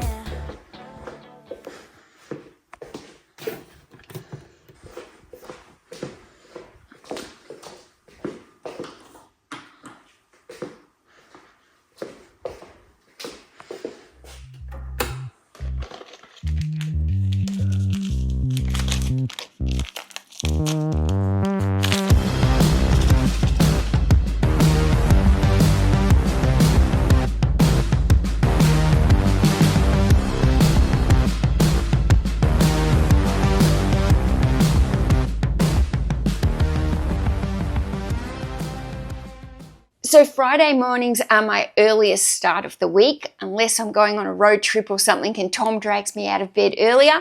Every single Friday, my alarm goes off at 5 o'clock in the morning because I have a Zoom that starts at 6 o'clock in the morning in the Tech and Sports Patreon group that I'm the host of.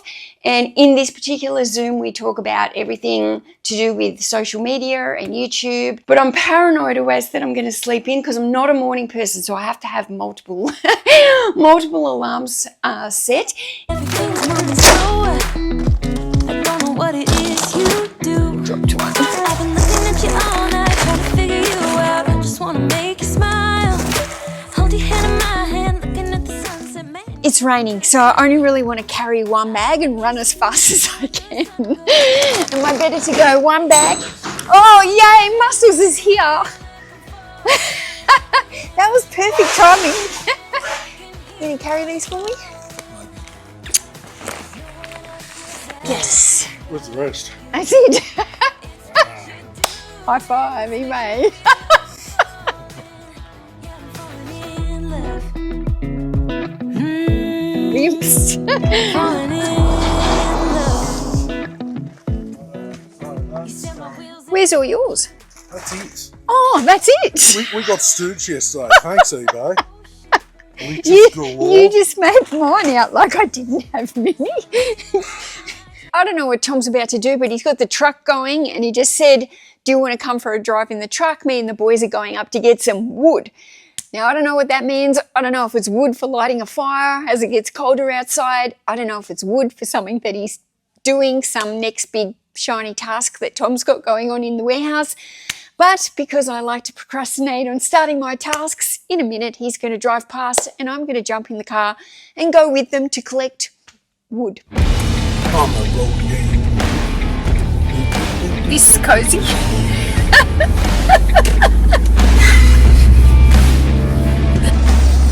Alright, now this is the wall stools. I've got to make sure I don't crash into the ceiling.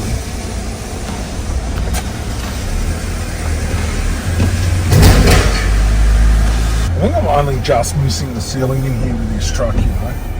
We've got this far and it hasn't hit, so unless there's a beam that's a different height. Yeah, touch wood.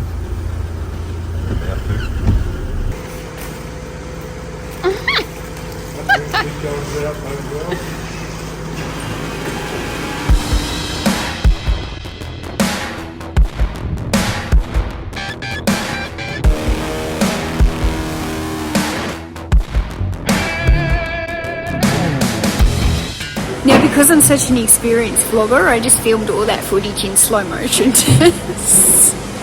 But I was just saying that once again, I've got the hard job of standing here watching.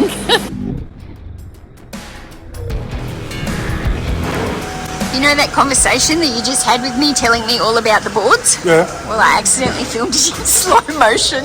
So you just... So nobody understood it, so... This timber, Yep. they're called top sheets. Yep. So what happens is they come on pallets like this. So these guys build kitchens, right? And so when they get one of these pallets in, they get a top sheet of wood at the top and one at the bottom, right? And so it's used for packing purposes. So essentially they're not overly useful to them because they get scratched and they can get damaged. And that's what they're designed to do. They're designed to protect the rest of the wood on that pallet. And so what happens is, essentially they're discards to these guys. And what we do is we pay them to cut them to a certain size and then we use them for pallet racking, for shelving. So if we were to buy these sheets, slightly better quality than this, we get a 3.6 metre sheet, which we can only get one shelf out of, and that's about $80. These cost us $10 each. Okay. So it's really environmentally friendly, and it's also friendly on the old pocket. Okay. Thanks for saying that again. You're welcome. I remember my first time I know. filming. I'm such an experienced vlogger.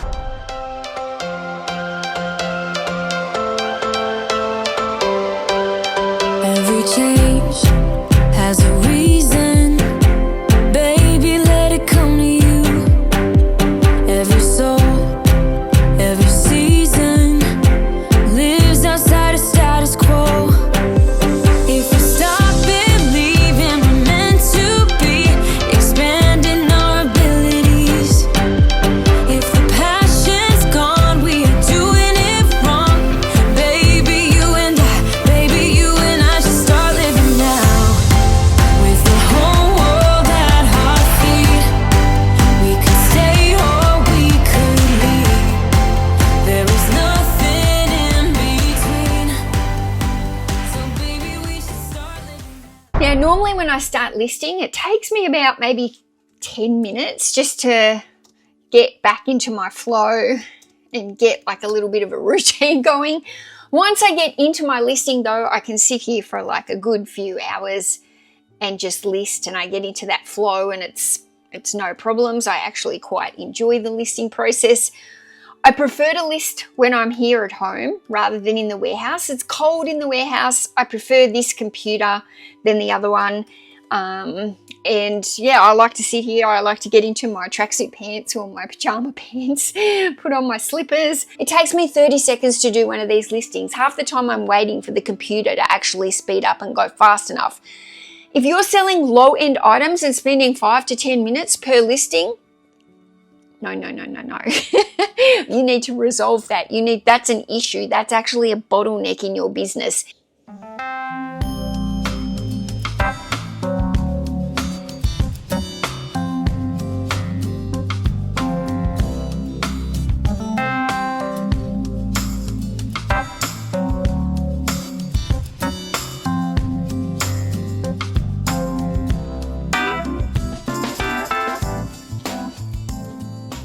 Don't you just hate those stickers that just are so hard to peel off? All the stickers that you try and peel off, and the little vintage books, they rip the paper. Oh, it's so frustrating. So the best way I found to remove stickers is with heat. I do like to use a hairdryer sometimes, but my hairdryer is actually blown up. Not my hairdryer that I use for my hair, but my spare hairdryer for taking stickers of books. It actually blew up. So now I just use my little blow heater that I have next to my desk for when I'm working, and it does the trick. But if you try and just peel some of these stickers off without any heat, they will rip the paper on the book. They'll damage the book. I may as well clean down here while I'm down here. Now let's talk about this bike that has been sitting in the corner of this warehouse since I moved into it in December. And this would be the equivalent to, you know, when you have a treadmill or a bike at your house and you don't use it, and you just start throwing all your clothes on it and your towels, and it just becomes like the clothes pile or the clothes dryer. Well, if I had a wardrobe in this warehouse with clothes here, this would be the equivalent, and this would probably be strung out with clothes. I have not used the bike since I moved into this warehouse in December. I moved warehouse and I actually had a really bad arthritis flare-up, which I didn't know was an arthritis flare-up at the time. I couldn't recover after moving physically. My body was so sore, my hands, I couldn't move my fingers.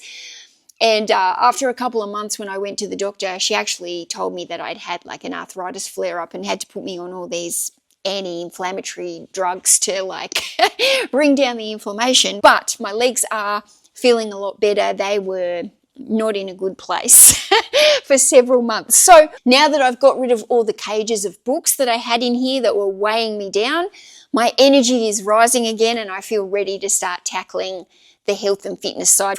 Wait for it. Wait till you see what's in here. Now, I haven't showed you in here for a while, probably for good reason. Okay, I've got a pallet of books here and a pallet of books here. Now, these are all my children's books, although I still have some at home in my home garage. I'm leaving these until I'm through with everything else, and then I will start working on the children's books. Now, this pile of books, minus these two stacks of JD Robb, I've kept them separately here because they didn't fit on the shelves out there, not including these buckets or bags, but the stuff that's sitting here on the actual pallet, and you can see how high it's stacked up. All of this is stuff that I have found while stock taking my shelves that hasn't been listed.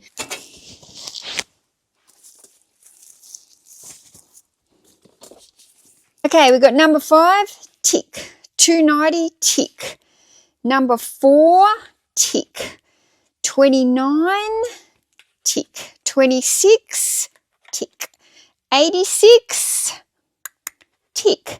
67, tick. 527, tick. 721, tick. 801 and 55. So we're missing number 107. So what I'm going to look now is I'm just going to see 107 on any of these shelves. Just check the top one first. 107. 50. 107. 107. Now this one doesn't have a number, so that's pink ones. So we'll have a look at those. 107. Okay, I don't seem to have number 107. This. I love this next one. It's only a new listing. This one's just listed this month, June 2025. This was one of the ones that's gone out. Skippy the Bush Kangaroo. Okay, vintage Skippy. Skippy was around when I was a kid. It used to be a television series about the old kangaroo, and I'd sing the song. Skippy, Skippy, Skippy the Bush Kangaroo. Skippy. Guys, I sold Skippy for $25. I picked him up at the local Rotary book fair that was up here not long ago. as soon as I saw it, I was like, I'll take that one for sure. And that was kind of an estimated price. I think I had it listed for $29.99. It came down to the $25 with the coupon or with an offer or something. And yeah, very fast mover. I'm feeling really good at the moment. I feel like my energy is coming back and I don't want to get sick now. Okay, I'm about to take a whole lot of photographs here for my eBay store. And while I'm taking these photos, I want to talk to you about the importance of listing on a consistent basis. I noticed a comment come through on one of my videos the other day, and somebody had said to me, I think you should stop listing while you get your stock take and stuff done for your business. And I can see why somebody has said that, but listing, if you're not listing consistently into your eBay store, I honestly feel like that is detrimental to your eBay business. One thing about eBay is it likes you listing on a regular basis. It likes you feeding the beast, so to speak. And the thing is, when you list on a consistent basis, basically tells the algorithm that your store is active. If eBay doesn't think that you're an active seller, then that can really impact on the visibility that it gives you of your listings. eBay really does favor stores that have a high click-through rate. They want people clicking at your listings because they know then that you've got desirable items that people want to buy, and that's bringing people to the platform. In my experience, it can be absolutely detrimental if your store impressions and your click-through rate decreases. Now, the way to get your click-through rates and everything up and your impressions is fresh new listings and selling more, right? That's going to, your click-through rate is kind of tied to your sell-through rate because they have to click through to your item to then buy your item. And, it's imperative that we get our sell-through rate up into our stores. You'll notice when I've been doing quite a bit of heavy listing, I start selling a lot of items that are new listings into my store. And if you've watched my packing videos, you'll see me going, oh, I just listed this item, just listed this item. This item sold within 2 hours. This item sold within 24 hours, right? So when you are not listing this fresh stock, then you are depriving yourself of additional sales. But it's actually easy to keep momentum if you just keep doing, even when you don't feel like it, just keep doing, because it might be just that one day where you don't feel like it, and then the next day you wake up and you have a better sleep and you feel like it again. So I think by not listing every single day, you really run that risk of losing the momentum, both within your store's momentum, your eBay momentum, the activity momentum, but also your personal momentum. I don't know, when you've got momentum, everything you seem happier. Everything seems better. So I've got the COVID. This is the third time I've had COVID since it's been COVID. And I will say every time I've had COVID it's been differently. And the first time was probably the worst.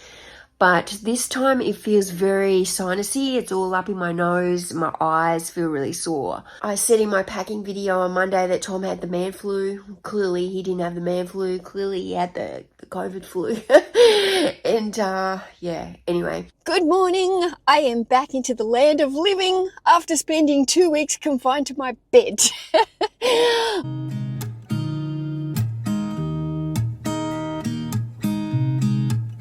There's a new day that will come again tomorrow.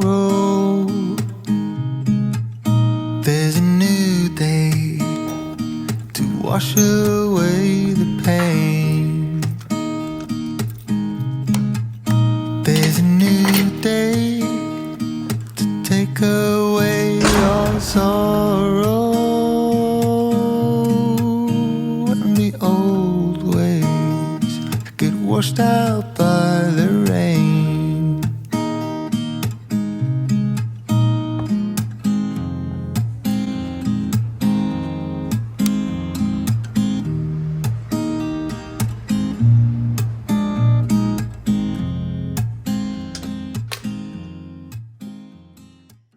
Okay, we did $844 yesterday, so I had a great day. I'm already at $160 for this morning in sales, so that's awesome. I'm so excited with this sale. I literally just bought it. It sold within 24 hours. When I purchased this book, let me tell you the story. I'd gone to a charity shop and I'd gone up to the counter to buy my books. They had a special there. They were 5 books for $10. Anyway, I got up to the counter. I had a pile of 20 books. And when I got to the counter, the lady had said, I'll give you them for 5 for $8. So I was like, perfect. So she's ringing up the sale. Tom was next to me. He'd gone before me. He'd already bought his pile. While she's ringing up the sale, I could see the bookcase behind her had a stack of books in it, where they put the special ones or the ones that are a bit more expensive, but I'd only just noticed them. And on this bookshelf, this is what I could see. What does it say? Taekwondo, right?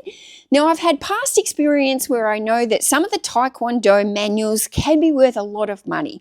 So this is what I could see, nothing else about it. She pulled the book up and I said to her, yeah, how much is that one? So she got it out and she's looking at it and there was a sticker on it and it said $50. And she looked at the price sticker and she went, $50? Who priced this? Or I'm not going to charge you $50 if you want it. And so I was like, oh my goodness, it's an expensive book. Like, how much is she going to charge me? And like, how do I know if it's going to be worthwhile? And I'm looking at Tom and he's starting to talk to the lady so I could kind of pull my phone out and start to try and price. But because it was like the author was in like, it's like a foreign language, Jen Choi Hong Hai or whatever, I couldn't quite see it fast enough. So I'm just kind of trying to type in Taekwondo book and I'm getting the spelling all wrong. And anyway, I couldn't pull up anything that was the same as this book. And it was just too quick and it was an awkward situation. It's awkward to be comping while you're talking to somebody and trying to negotiate a deal or whatever. But like I was doing this while she was kind of pulling out the book to have a look at it because that's what she couldn't believe it was priced at $50. So while she was kind of pulling this book out to look at it and Tom's talking to her, I'm trying to comp, I just couldn't pull it up. I wasn't quick and I couldn't get the spelling. I just couldn't get it. Anyway, this is the book, Taekwondo Jen Choi Hong Hai. So as you can see, it's a large book. It's thick. It's covered in like a plastic wrap here, and it's got the slipcase, which you can see is very, very worn. But the book itself is in very good condition because it's been kept in this slipcase, and it is a first edition, which I didn't realise until I obviously listed it. But it is a first edition book. Now, she'd kind of said, I'll not charge you $50. So I'm sitting there thinking, okay, how much? And I think I said to her, how much would you want for it? And she said, well, how much would you pay for it? And I said, I'll give you $20 for the book. And she said, okay, done, sold. And I was like, oh my goodness, perfect. And then I looked behind her at what else was there, and there was 2 small folio books there as well. And I think she sold me the 2 small folio books for $12 for the 2 of them. So it was $6 each. And I didn't even comp the folio books. They're somewhere here in the pile. I didn't even comp them. I bought the 2 folio books at the same time as well, thinking that they possibly were worth money. But let's go back to this one. Took this one for $20. Still had no idea. Didn't look it up in the car or anything. Was just feeling pretty happy that this was probably going to be a good book. I said to Tom when we got in the car, I reckon I'll be able to sell that book for $70. Anyway, when I came back and comped this book, I couldn't believe it. They were selling in the hundreds of dollars. There was one listed for $500, but the ones that had sold had kind of sold between $200 and $379. So I went in at the $379 price and I put mine up for $379 on Sunday night. On Monday morning, I woke up to an offer for $200 to an international buyer, and Tom was like, no way, don't take it, like counted them back at like 300. And I was like, okay. So I counted them at 300 and I didn't hear from them. And then a few hours later when I got into the warehouse, after I'd already done my packing and post for the day and the post lady had gone, I got another offer came through for $327, 27, or maybe it was $323. I'll have to go back and check. It was $320 something again to another international post. The first one had been made from an offer from Canada, And this one now is going over to Britain, over to the UK. So I ended up selling this. I took the offer for $320 odd. I didn't even counter that. I was very, very, very happy with that. Whether or not I could have got more, I don't know. I bought this book for $20. I sold it for $320 something in less than 24 hours. Holy moly. Win, win. Let's go.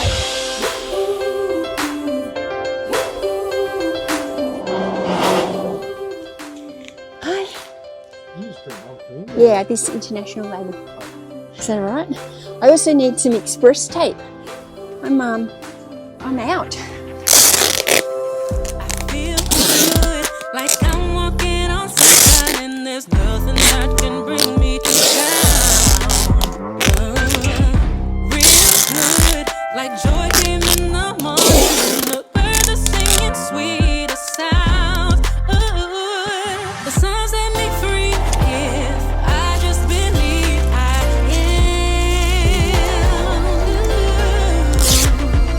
Vision is key, so if you can see, you can. Rise above it, so when life is life and trouble's troubling, issues pile up. Remember, my friend. I got a big multi-order there, but I'm going to get the single ones first. E9, Practical Self-Sufficiency. I love it when it's like a book that you sell all the time and then you just like know the spine instantly. That is this one, Practical Self-Sufficiency. This one is sold for $35. Why can't I see you? Oh, there it is. It's like the fattest book on the whole shelf nearly.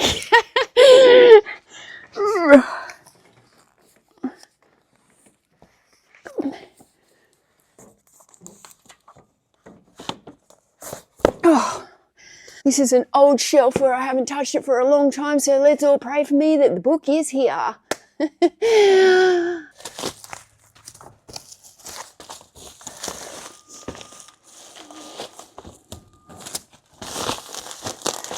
Medical terminology.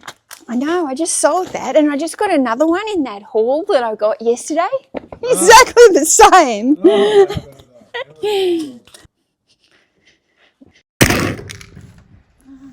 I don't know if you can see this, but I've just broken my microphone because my tripod fell over and the little bit that connects for my wireless microphone has snapped. This day has just gone into schmozzles, hasn't it?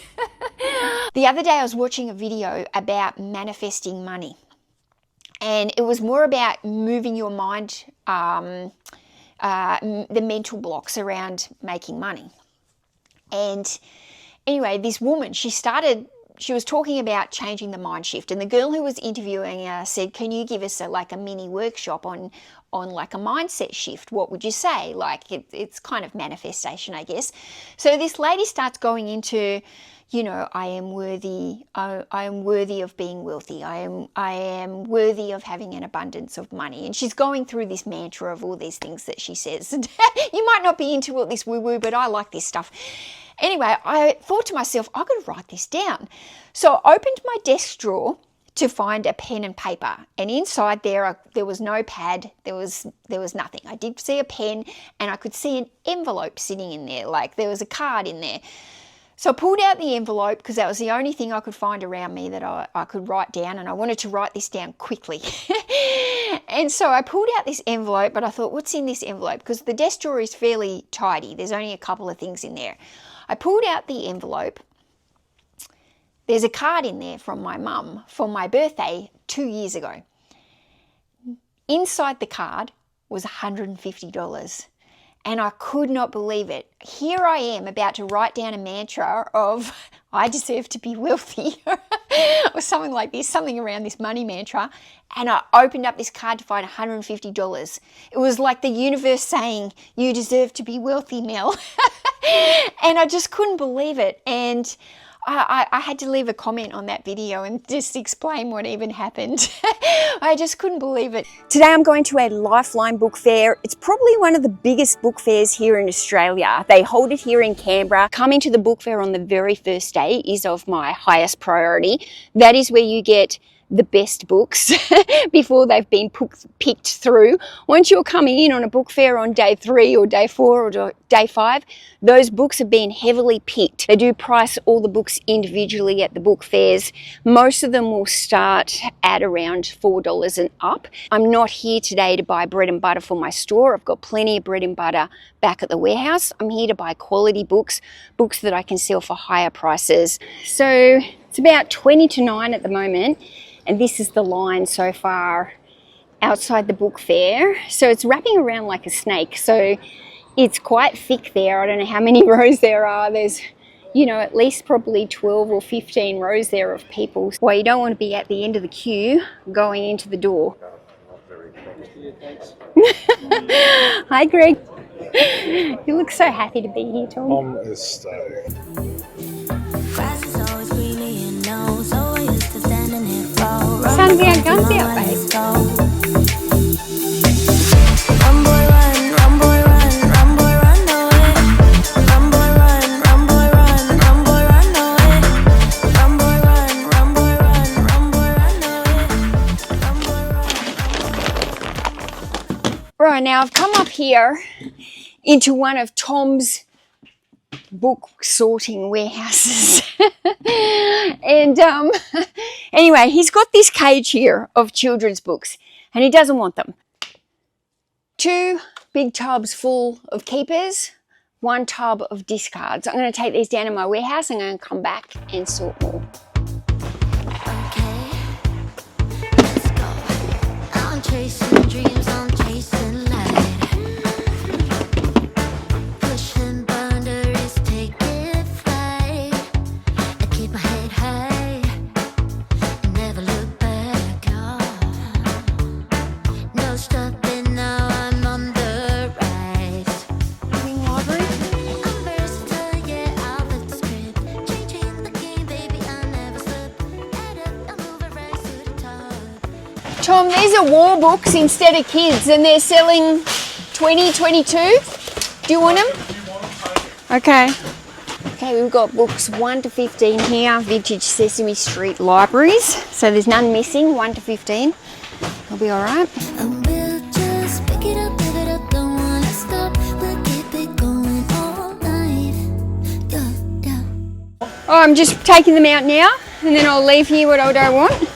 This massive truck with this massive shipping container, which I've got no clue of the actual size, but it looks absolutely huge, has just arrived, full of inventory for Tom, because he needs more.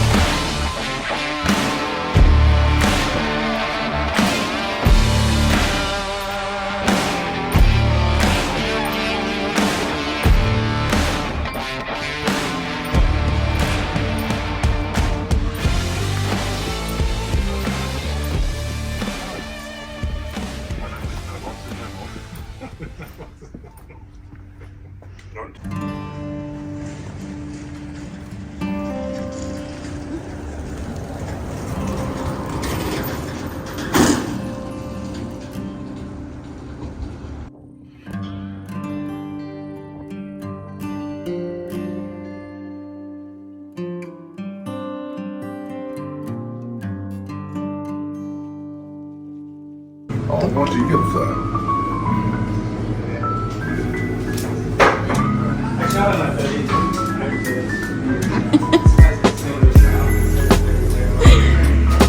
Dang, that looks good.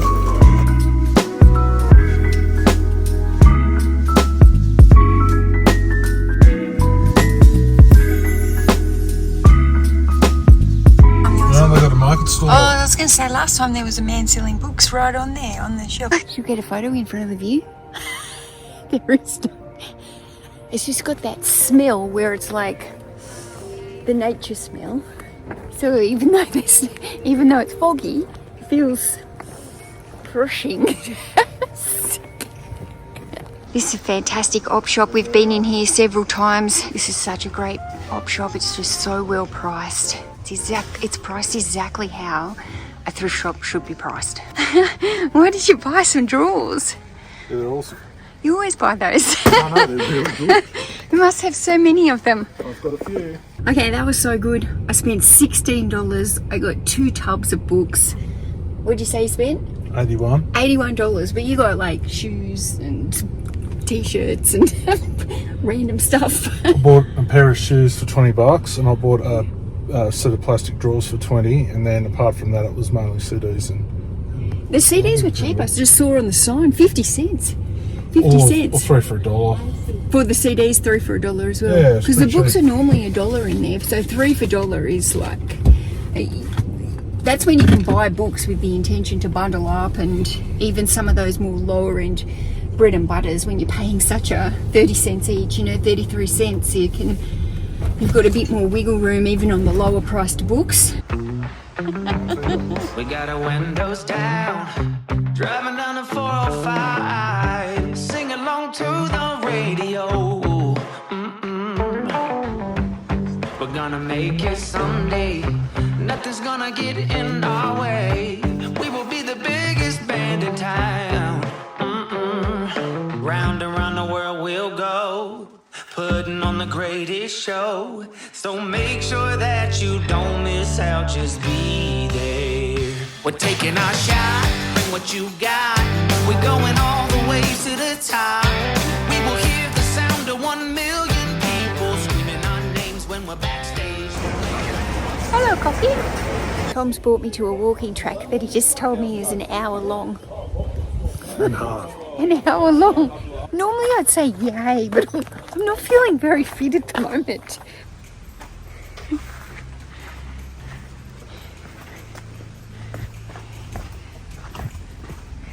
It's going to be it's not hard going down it.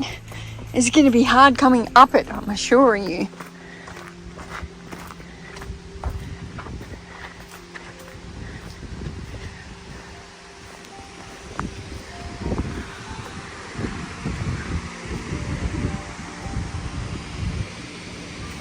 Wishing we had a water bottle.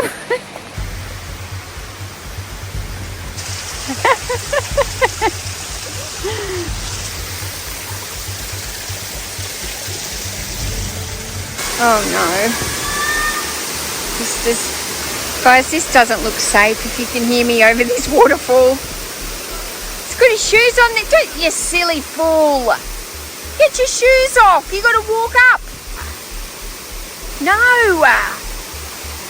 What? They're your only shoes this entire weekend. Oh my gosh. Oh my gosh.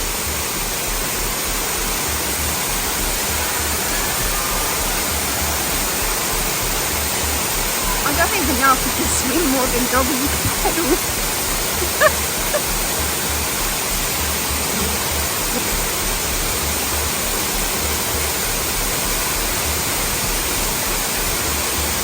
Fancy doing that in your shoes.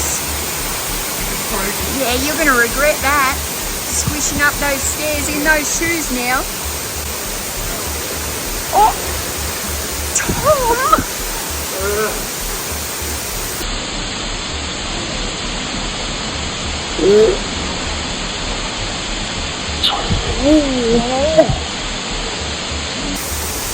It's crazy.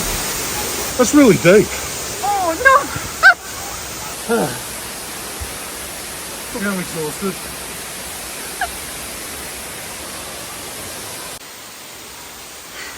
I don't know where Tom is,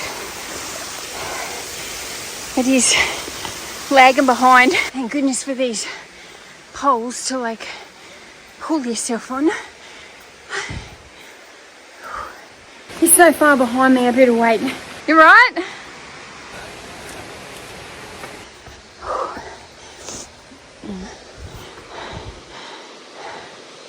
Tom's nowhere inside again. And I just keep walking because I got to like keep myself motivated to climb. And I find it harder if I just almost stop unless I have to. These steps are harder because they're not as steep, but the steps are wider and there's no pole to grip on and pull yourself up. And I've got to stop talking because that's my breath. Oh, a lady just hiked past me. She's really much fitter. She just told me to stop and slow down my breathing and breathe through my nose. Tom is like the white speck.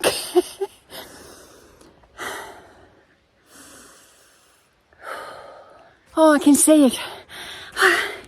There's light at the end of the tunnel. I can see it. There's the building, there's the top, and there's the wedding. Oh, guys, you might get to see a bride.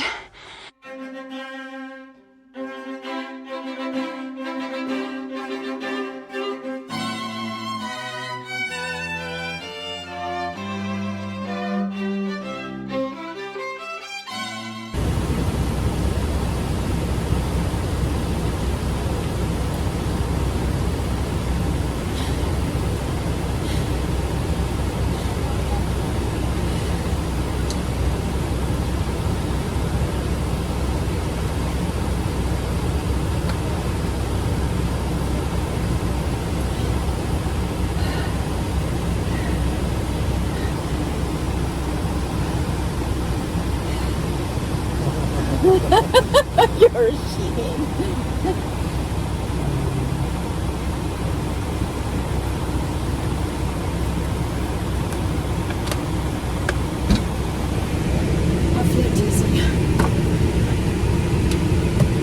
This next order is going out to Amanda, and there's a few orders here from Amanda. She's ordered some multi-orders from me. Now, Amanda has been ordering from me every single week since the end of January. And oh my goodness, Amanda has actually got multiple orders here.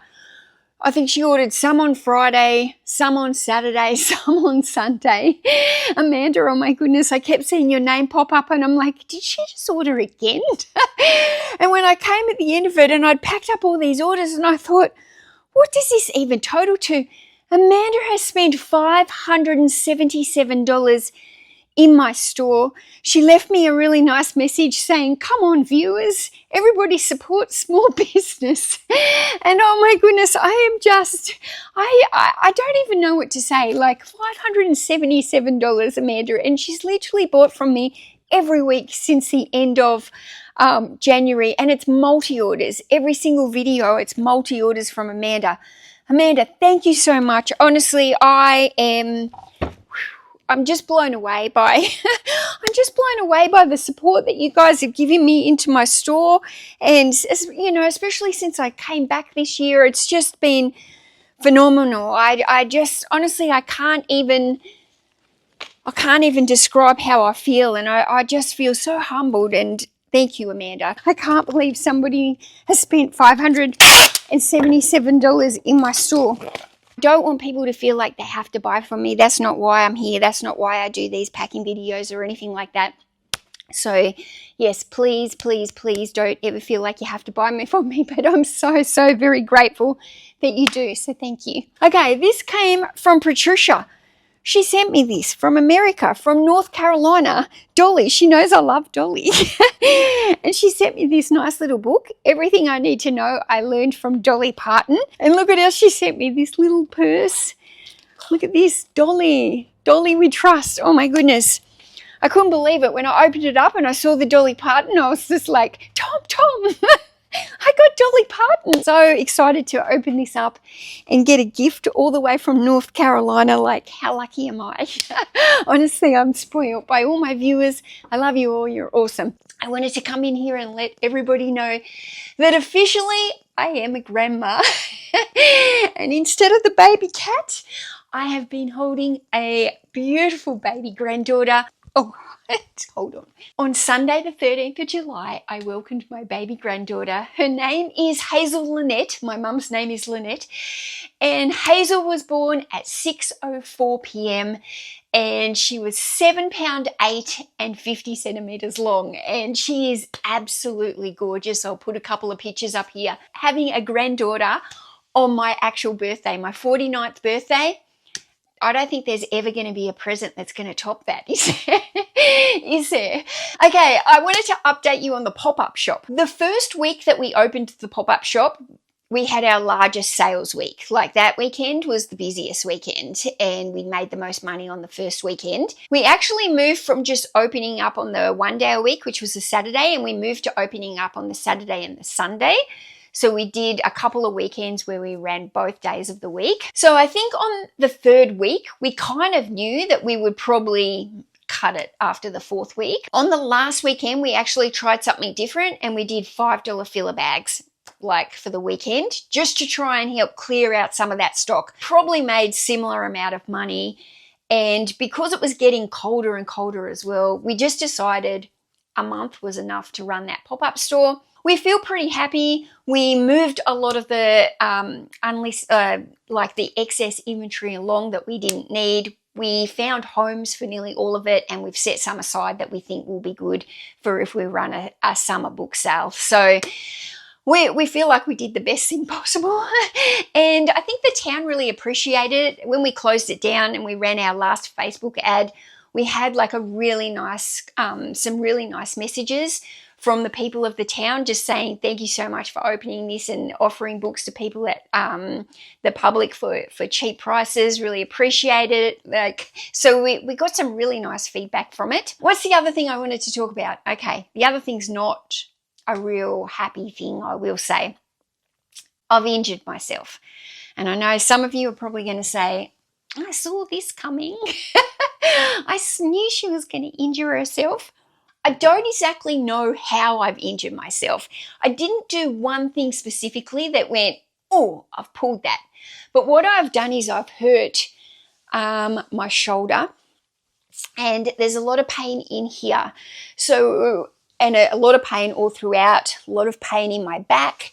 And yeah, I'm just really digging deep, like up in this area here, extremely painful.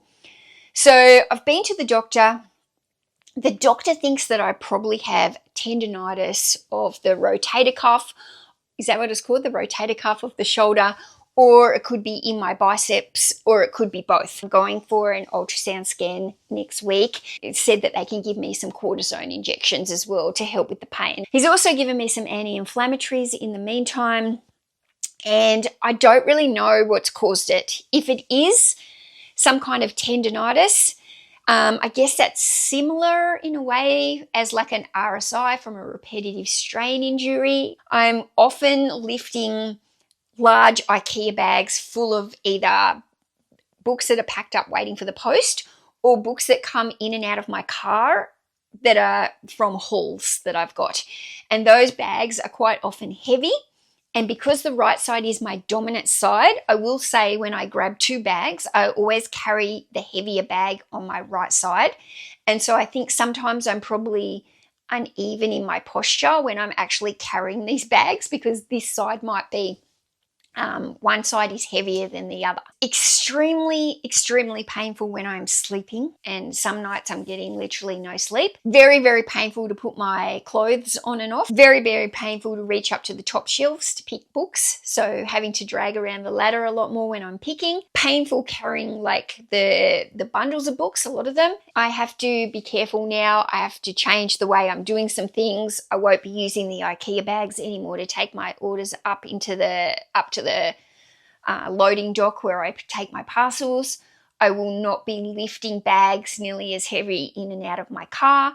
I'll be using the trolley more often than I do. I often just It's not that I always forget. It's just quicker and easier to pick the bags up than grab the trolley. But now I have to make sure I'm using the trolley a little bit more. It's just very frustrating for me that I feel like whenever I do take a rest, I never actually get to rest to recover, because I feel like I just am taking these rests because I'm so burnt out. But then I come back into this vicious cycle of having to work 3 times as hard to build it back up again just to be able to make enough money. So that is emotionally draining. Okay. You do like to be held like this. Kisses? Kisses for the camera? You look like a Boomba like that. Kisses for the camera? Where are we? F6. Oh no, we're up here. I just like to do squats today.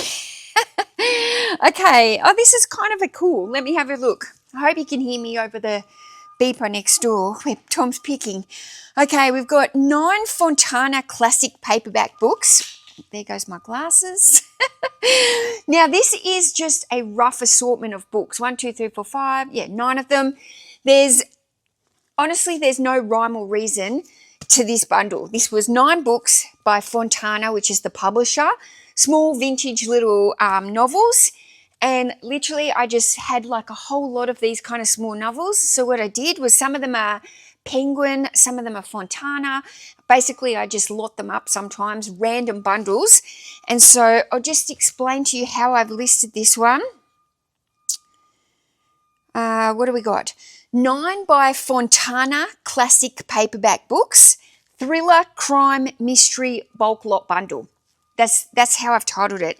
9 little books that really wouldn't have sold on their own individually probably. $44 for the lot. When did I list them? They've been listed since September 2024. So, I mean, not the fastest seller, but $44 is a pretty good price for 9 little random paperback books. Now, this is annoying because normally I wouldn't have to get the ladder for this, but this is a heavier bundle because it's hurting me to reach up at the moment with my shoulder. This is a random bundle. I've sold this one for $50, which is a great price. It's 6 random books, but they're all large print. Now, they're all ex-library. There's nothing really, the only thing that they've got in common is that they're all large print books. So I've just bundled them all together. There's 7 of them there, probably all by the same, who is it here? Let me have a look. They're quite heavy. Yeah, so these ones are all by Centrepoint, which is the publisher. So there's with some of these large print books, when I get them, they do come with a couple of publishers. So it's easier for me, because they're all mixed genres often, it's easier for me if I can make the bundles up by the publisher. So I would say, without looking, that I've titled those by publisher. Let me have a look. Yeah, so I've titled this one Large Print General Fiction ×7 Hardcover Book Bulk Lot Bundle Centrepoint. So I've put Centrepoint in the title as the publisher. Normally I wouldn't put the publisher in a title, but because this is a bulk lot of random books, and I'm trying to think, maybe people who buy large print books like this know that they're made by these publishers, and one of them is Centrepoint. So they might be looking at the Centrepoint large print books to find that style of books. So that's why I put Centrepoint into the title. But large print is the first words in my title. That is the main keyword that I'm using for people who are searching these books, because if you are somebody that needs a large print like me, you know, that is one of the keywords that you're searching for. If you specifically want large print books, that is something that you're going to type into the search. Anyway, $50 for a random bunch, pretty good, especially ex-library. Normally the first thing I do when I come in is I check my messages, I send offers, I see if there's anything I need to reply to, I check if there's any orders that need to go out as express postage, and I do all that kind of, it only takes me about 10 minutes to do all that admin. And I came in this morning and the mouse was flat. These wireless mouses, I mean, they do last a long time without having to charge, but it's just like, Anyway, so I haven't done my regular admin. And why is this connection losing? Mouse battery empty. I just charged it. What are you talking about? Yesterday I did my packing video using the tubs here now to put the things in, and I will say it made it heaps easier. No point me putting this in my car when I've only got one trolley load. Just bloody wheel it up.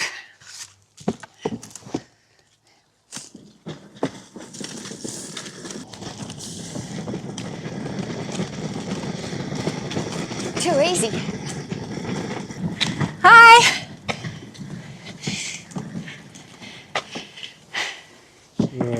Thank you.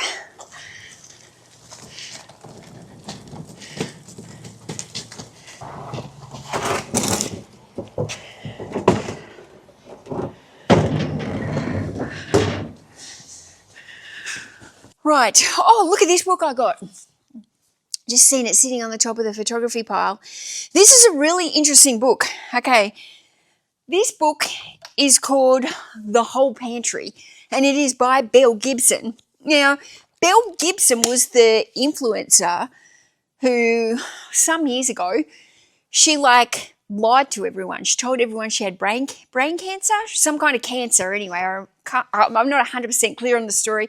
She told everyone she had cancer. I used to follow her at the time, and everybody felt sorry for her, and she made this cookbook claiming about all these recipes that helped her cure her cancer. And she had the whole Instagram, but everywhere believing her online. Everyone believed her that this girl had had this cancer and she healed herself by all these changing her diet and all these foods, and she made this recipe and she made a lot of money. And then it came out that it was all fake. It was all a big fake story. So, I think she's Australian. So her story was all over the news when she got caught, and she'd, it was like a big thing because she'd got all these people to donate her money and everything and buy her cookbook, and the whole thing was a sham.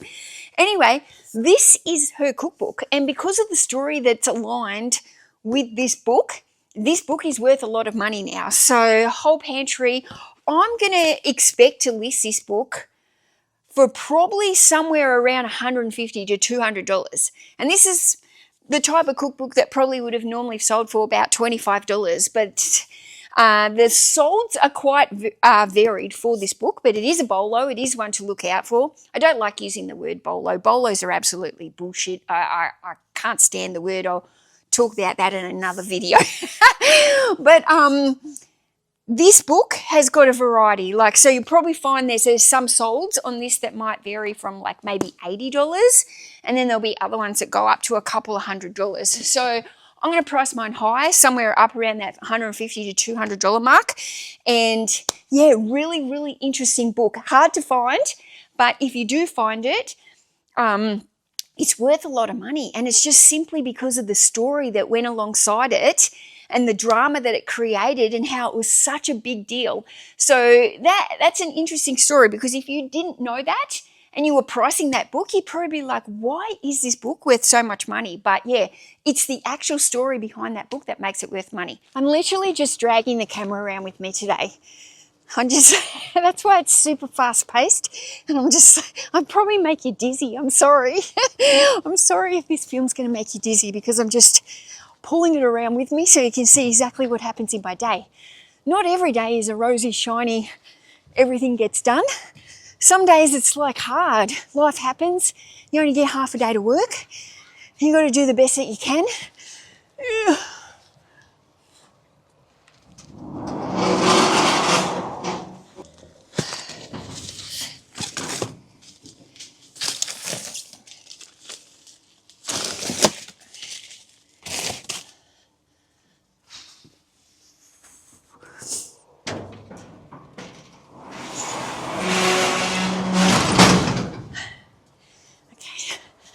Let's go.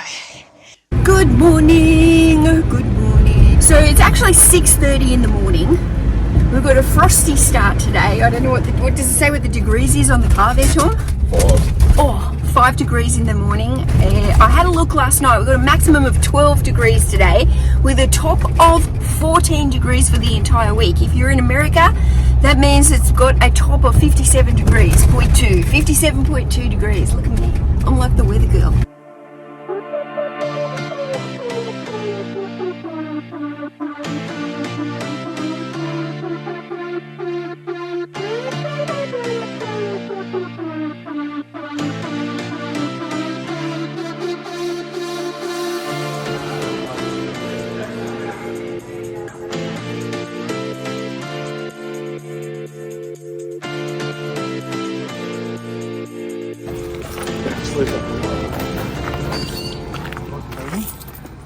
Do I want my what? Oh, my beanie. Thank you. You don't need that. I'll just open up. Thank you.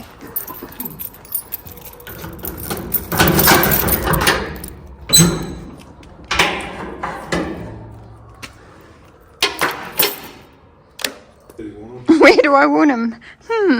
Maybe over here, please. Oh, strong man. Thank you. Okay, first things first, I got to wake up the eBay store. I'm pretty sure I had a coupon either finishing overnight or early this morning. I've actually had my store into time away for the last, the time away finished on Friday. Put my store into time away on Tuesday and then finished on Friday.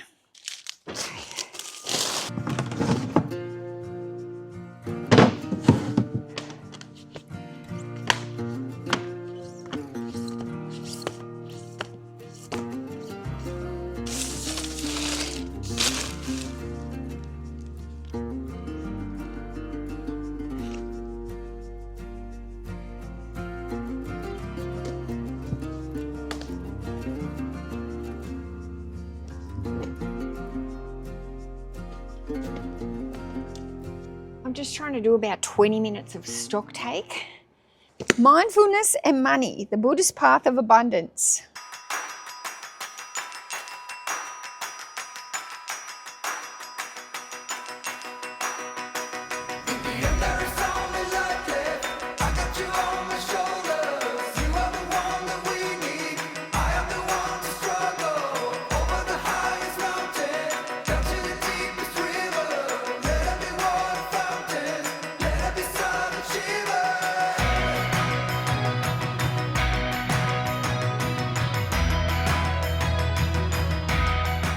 $11 o'clock, 30 minutes, and I picked every single order. Plus the extra 2 that came in when I did it. So I think I had 75 orders and I picked them all in that 30 minutes. I told you that I've had this sore shoulder, and I did actually have an ultrasound on my shoulder, so I'll tell you what's wrong with my shoulder in a second. But on Monday, this had been coming slowly over the weekend. I had also like a really, really sore leg. So it was all down my thigh here. So it kind of felt like my whole right side had become sore. I could feel it a little bit here in the hip as well. But all down my leg was extremely sore to the point where I was walking heavily with a limp, like I was walking with a limp. And I thought, oh, what's going on with my leg? And so I'd had the scan on my arm, the ultrasound, the week prior. And what they found on my arm is that I've got bursitis. So inflammation of the bursa. Basically, the bursa is the little fluid sac that goes between the shoulder joint, basically, the rotator cuff, probably. So the bursa is supposed to be paper thin. Mine is about this thick with inflammation and swelling. So that is what's causing the shoulder pain. I've also got quite a lot of inflammation in the biceps. So he did give me a cortisone shot in my bursa. The cortisone shot, it hasn't really worked. It's still very sore. It's still very painful. But on Monday afternoon, this leg was really bothering me. I was walking with really such a limp that I made a doctor's appointment to go back to him. And he just kind of looked at me and he was like, straight to the emergency at the hospital. He said, I need you to go to emergency. They need to check you and make sure you don't have a blood clot or anything in your leg. I left the emergency about midnight and they ruled out that I didn't have a blood clot. So that was fantastic. So the lady at the hospital, the doctor, it was actually a doctor, she suggested to me, she said, look, I think this is not a blood clot. She said, I think you're either compensating with how you're walking and moving around because of the shoulder, or it's muscular. She said, but I think what the best thing for you to do would be to take 5 days off work, hit the anti-inflammatory tablets really hard. She gave me a script for Endone. So I don't know if that's only in Australia or if you have that in America or UK, but it's a very strong pain med. Basically, she just said, you need to really rest this and hit those anti-inflammatories hard. And so basically I've had my 5 days, and this is my right arm. It's so hard, guys, to not use it. Like, I know even doing this, I should be doing like this. It just feels so awkward. Definitely it's had me questioning some things about my business and how I can make this sustainable long term. It is a little bit of a worry for me, I'm not gonna lie. Oh, guys, woe is me.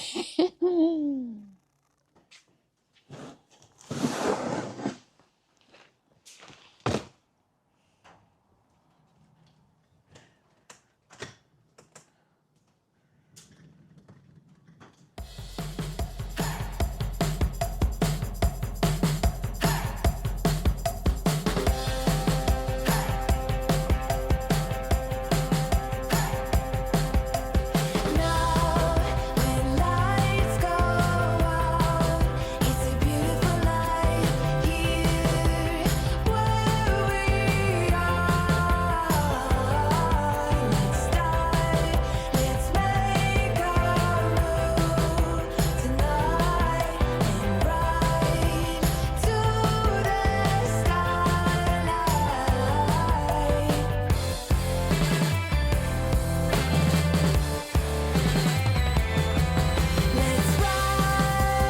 Let's ride it easy now, right into the night. Let's ride into the burning starlight. Ride it easy now, right into the night. Let's ride into the burning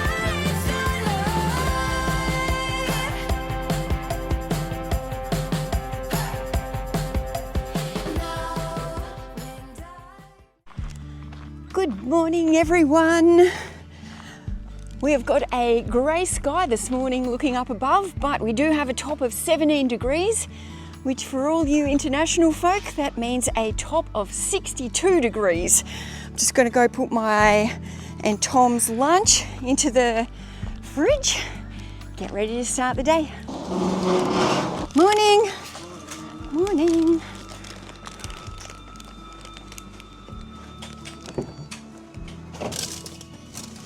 To show you this thing that Tom screwed into the concrete, or got his worker Aaron to screw into the concrete over on Friday, I think it was, you know, to wipe your boots before you come into the warehouse. And the reason being is a lot of these little rocks, when you're wearing the work boots, not so much the runners, but the work boots, they get caught into the boot, and then you walk them into your warehouse and oh, look at Tom's big DVD warehouse.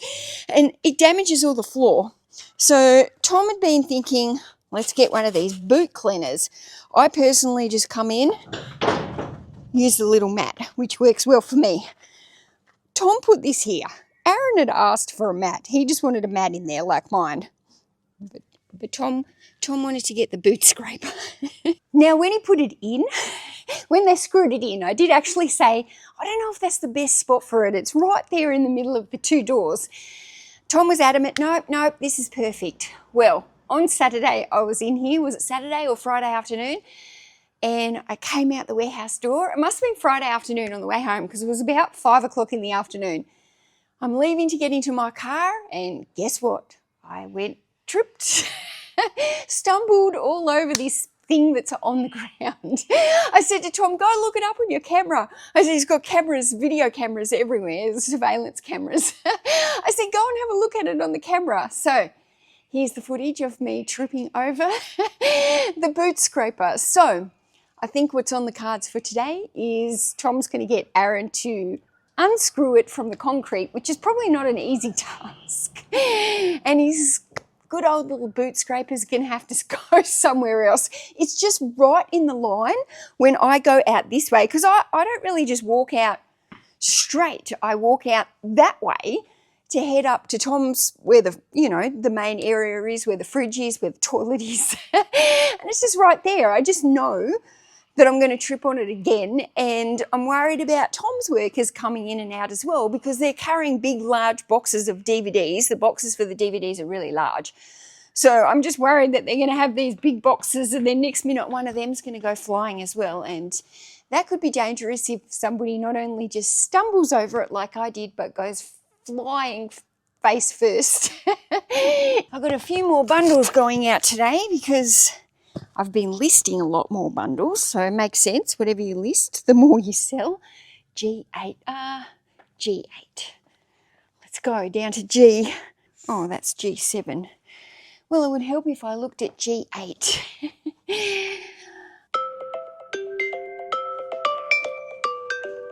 I've got a water alarm set every single hour from 9 until 6. It goes off as soon as I hit it. It's not one of those ones that snoozes and keeps going, but it's just a subtle reminder that I'm getting every hour from 9 to 6 to remind me to drink some water, just to make sure that I'm drinking enough water, because it's something that I forget to do all the time. And I've only got it set till 6 o'clock because I want to have all my water drunk before 6 p.m. because otherwise I'll literally be up on the toilet all night. There is my friendly reminder, and there is your friendly reminder if you haven't had any water today while you're watching this video. Time for a drink.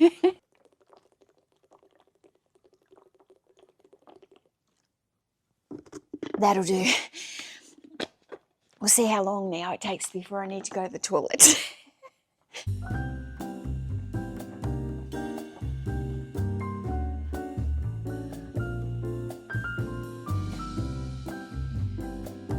I already need to go to the toilet. I have picked a lot of books from down these first few aisles this morning. I've seen eBay in America have announced that they're going to be implementing into the eBay system a little box, a bit like how we've got one to put our SKU in there, so we can put the SKU, the customer doesn't see it, but then it helps us be able to locate it. So I put my shelf number in it. The customer can't see that, but I can see it.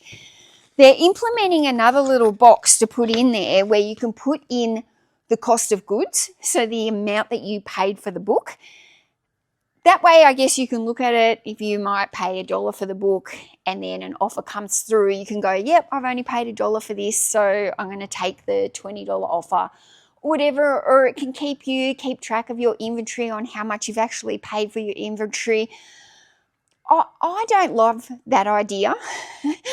I once upon a time, I used to put into my SKU how much I paid for the item, but then I get so many bulk hauls, I get so many free hauls that now I kind of work it out. I look at what I'm spending at a month and I kind of base it on an average, but I don't really look at it now. I don't really go, oh, I paid 50 cents for this book and I paid $5 for this book. You know, I just get so much free stuff now that it brings down anything that I do spend that's higher, especially if I go to the book fairs and I'm paying up a little bit more for those books. Generally, those books that I'm paying up for anyway are books that sell for a much higher rate, so they're always well worth it. I'm never paying up for a book that's only going to be a low-end seller. But I just work my books on an average now of what the cost of goods is. But it does bother me about eBay having that information about how much we paid, because they've also set up some new terms and conditions for items not as received, where they're saying that they will refund for items not as received. But it doesn't say it's actually going to refund on the sale. It's saying it will refund for the cost of goods. So if you've got in there that you've only paid $1 for an item, is eBay only going to reimburse you the $1 that it actually cost you, or are they going to reimburse you the total for the sale of that sale cost that you missed out because the buyer claimed a false item not received? So I don't know. I don't really like the idea of eBay having that information. I feel like they could use it against sellers in some way, or so. It's a bit like Australia Post here. If you put in a claim that an item hasn't arrived, they will ask you to send proof of a receipt. And they won't reimburse. If the sale sold for $100 and they lost it, they won't reimburse you $100. They will do everything in their power to not reimburse you that $100. They only want to reimburse you the cost of goods, and they ask for a receipt. They ask you to put a receipt in there. So if you've got in there that if your book only costs $1 from the charity shop, that's all Australia Post would reimburse you for, because that's what they feel like you lost. They don't think of it as you just lost a $100 sale with all that profit, because that they'll only reimburse you what you actually cost. And it bothers me a little bit with eBay asking for the cost of goods. Are they going to use that against us in some kind of, when they're doing some kind of refund system as well? So yeah, it will be interesting to see how that plays out. I definitely won't be using that system.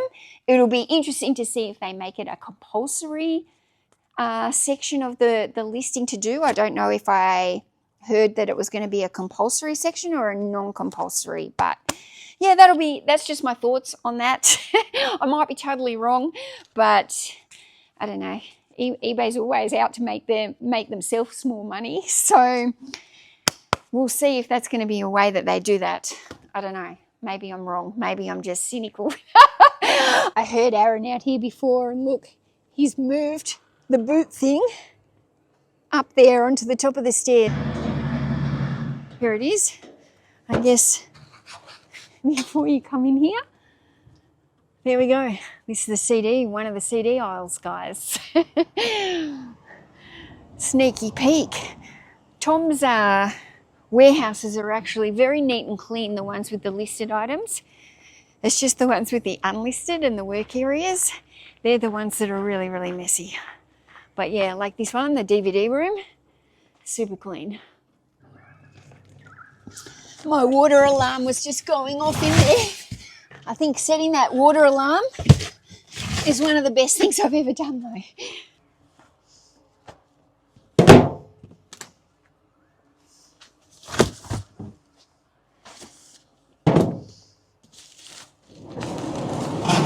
Are you worried about rain at all?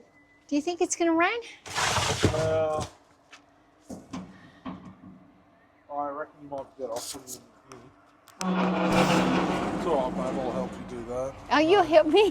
I got another 3 in the back seat and these 2.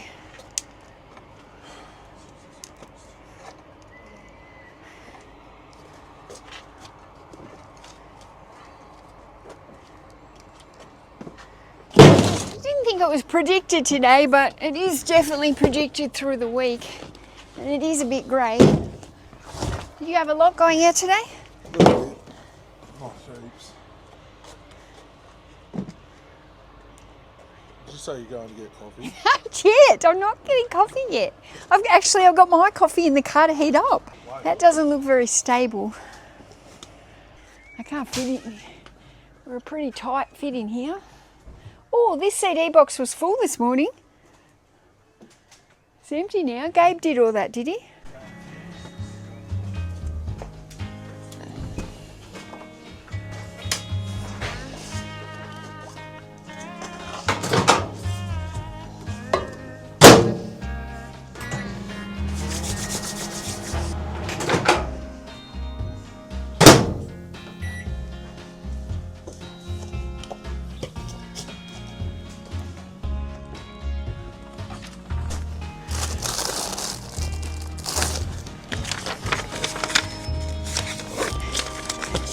Just had to do the international order.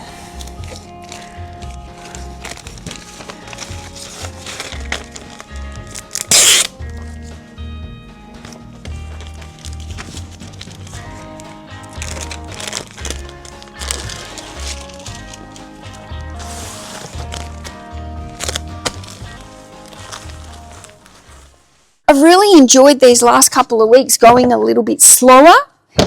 When I take photos of the bundles, I naturally have to go a bit slower. They're more time consuming, but I just haven't been rushing as I've been doing my tasks. I've been going at a pace that doesn't make me feel anxious, like, oh, I've got to finish, I've got so much to do.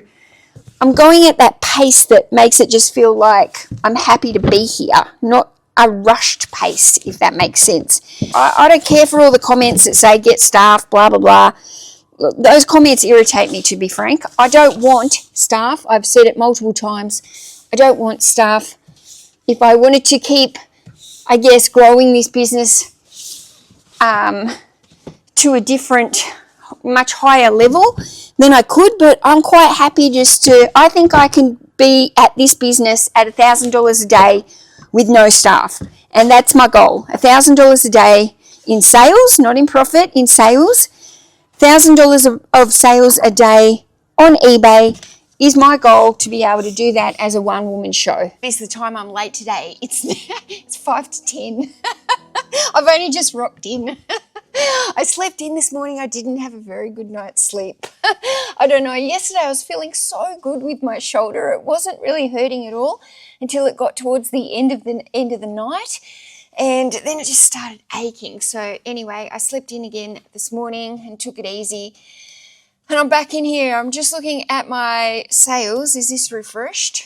We're starting off a little bit slow. We're at $157.98 for the day. What did yesterday end up being? $716. Not too bad, but still, nevertheless, I'm working towards the $1,000 a day every single day, so we'll get there, Have you come to move my cage? And bring you another one. Is it here? Yeah. Okay, I've got to move this. Give me 1 minute. Hold on. I was hoping to get this one a little bit forward, but I guess I can only... I'll bring that in further. Yeah, I just got this. This is a... oh, I knew... Hang on. You want to hang on to that one? No, I don't want to hang on to it. Oh. I'm just going to move this stuff out.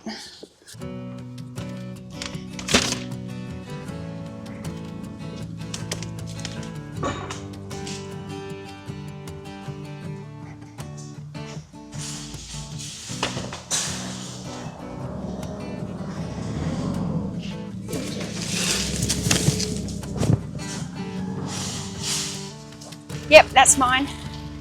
Thank you.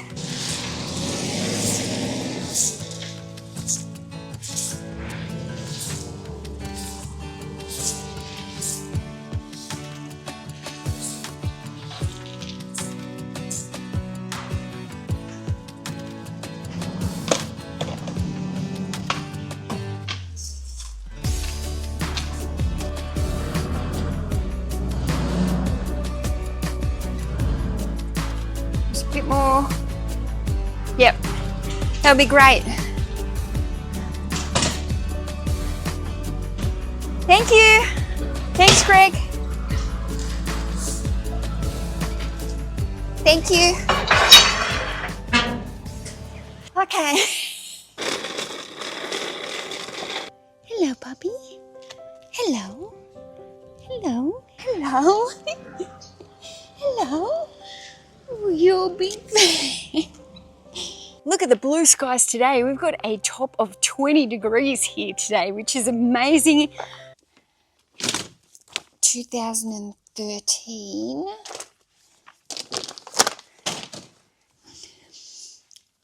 Magazine's done. But yeah, I've created a task for myself in here, because there's again, it's like the other area. I want to put shelves, but I got no room to put the shelves to start with.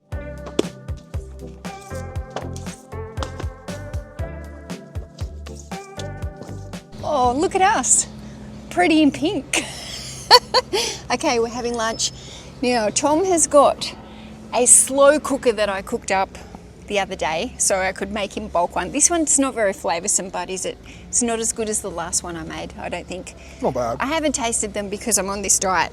I have got sweet potato, some savoury mince, and some salad. Where's my salad? There's some more there in the bag if you want some salad. Let's see. This is our view while we film. Hello, Papa. Are you? I'm not going to feed you. It's got lots of onion in it. I don't think you can eat onion. They can't eat onion, can they, dogs? No. No, it's don't control. Tom, Mel. I've been thinking about getting a dog. We'll call it Molly. It won't be called Molly. It's going to be called Jolene. I'm putting it out there. If it's a female, it has to be called Jolene. I've always wanted a dog called Jolene. Sounds like a Dolly Parton song. It's my water. Hi, how can I help? Hey mate, can I grab a large half-strength long black, please? Yeah, that's everything. Nah, large mocha as well, please. Yeah, that's everything. That's a lot. That's it. Thank you. This is our favourite McDonald's worker. Oh, you need a coffee. I need more than coffee, I need a nap. That is the phone, thank you. Thanks, mate. Hi, how can I help? Thanks, mate. I love when he says, hi, how can I help? Instead of, hi, can I take your order? It's like, hi, how can I help? Well, I'd like $1 million. I would like $1 million. Yes, me too. This is the McDonald's, look. The beautiful, I bet you don't see many views like that from many McDonald's. It's a pretty beautiful view. Thanks, mate. Everyone. Oh, you poor old girl. Oh, don't get up. It's too much effort. Lie down. Oh, there's Yippee. Yip, yip, yip.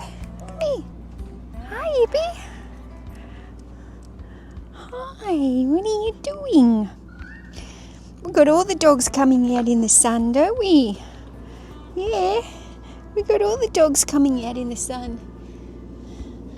We got Misha, we got Mia, we got Yippee. It's hard work being an old girl who's got a little bit of weight on her. Isn't it, Mia? It's hard work.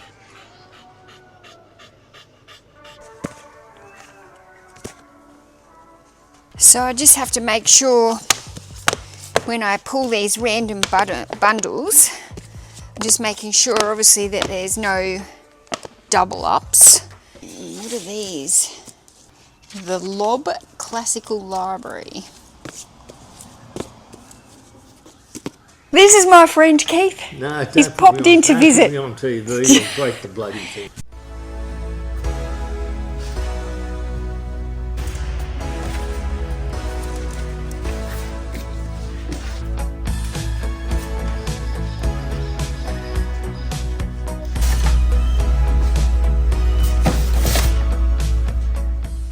Stephen King. Where's he coming from? I haven't had Stephen King in the shop for so long.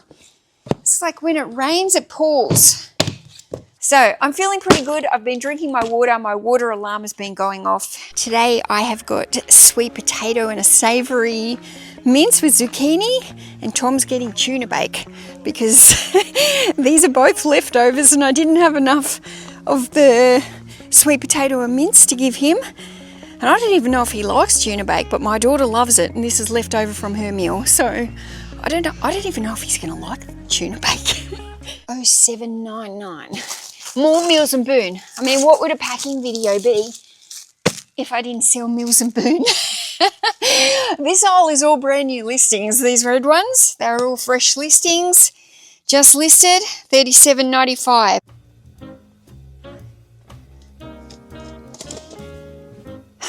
Oh, I've got some photography work to do.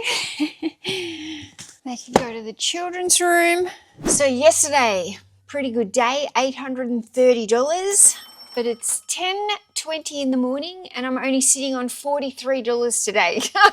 So let's hope it picks up. I live nearby and I'm happy to come and pick up. As soon as somebody says I want to pick up, the answer is flat out no. No, sorry, I offer free postage with Australia Post. There's no pickup. I'm not having anyone coming to my house to pick books up or coming to the warehouse to pick up books. It's just a flat out no. I may as well sell on Facebook Marketplace if I wanted to stuff around with working out times for someone to come to me. Okay, so I just wrote, hi Duncan, sorry I don't do pickups from the warehouse. Your order will be posted today via Australia Post. Thank you, Melissa.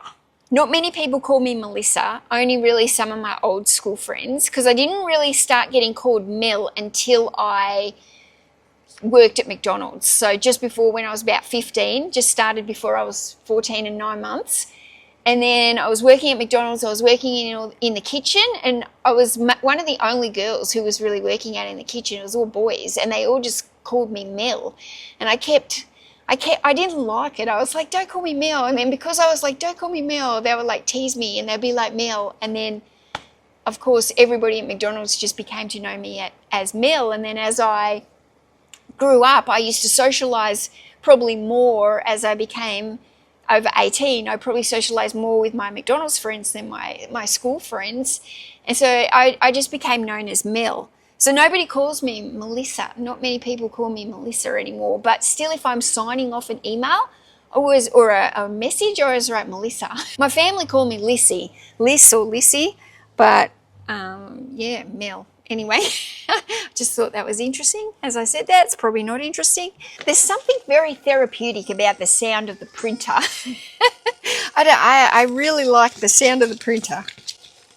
Maybe it's just because it feels like this is your money. This is, for every single label, it means you've got more money. I feel like such a local now in Goulburn. It's funny, when I first came out here, I could never remember where to go or how to get anywhere, or I'd be putting everything in the maps. And after a couple of years of being out here in the warehouses and driving, obviously Tom does all the driving when we're together, but I mean, it's only a small town, but still, I feel like a local out here now.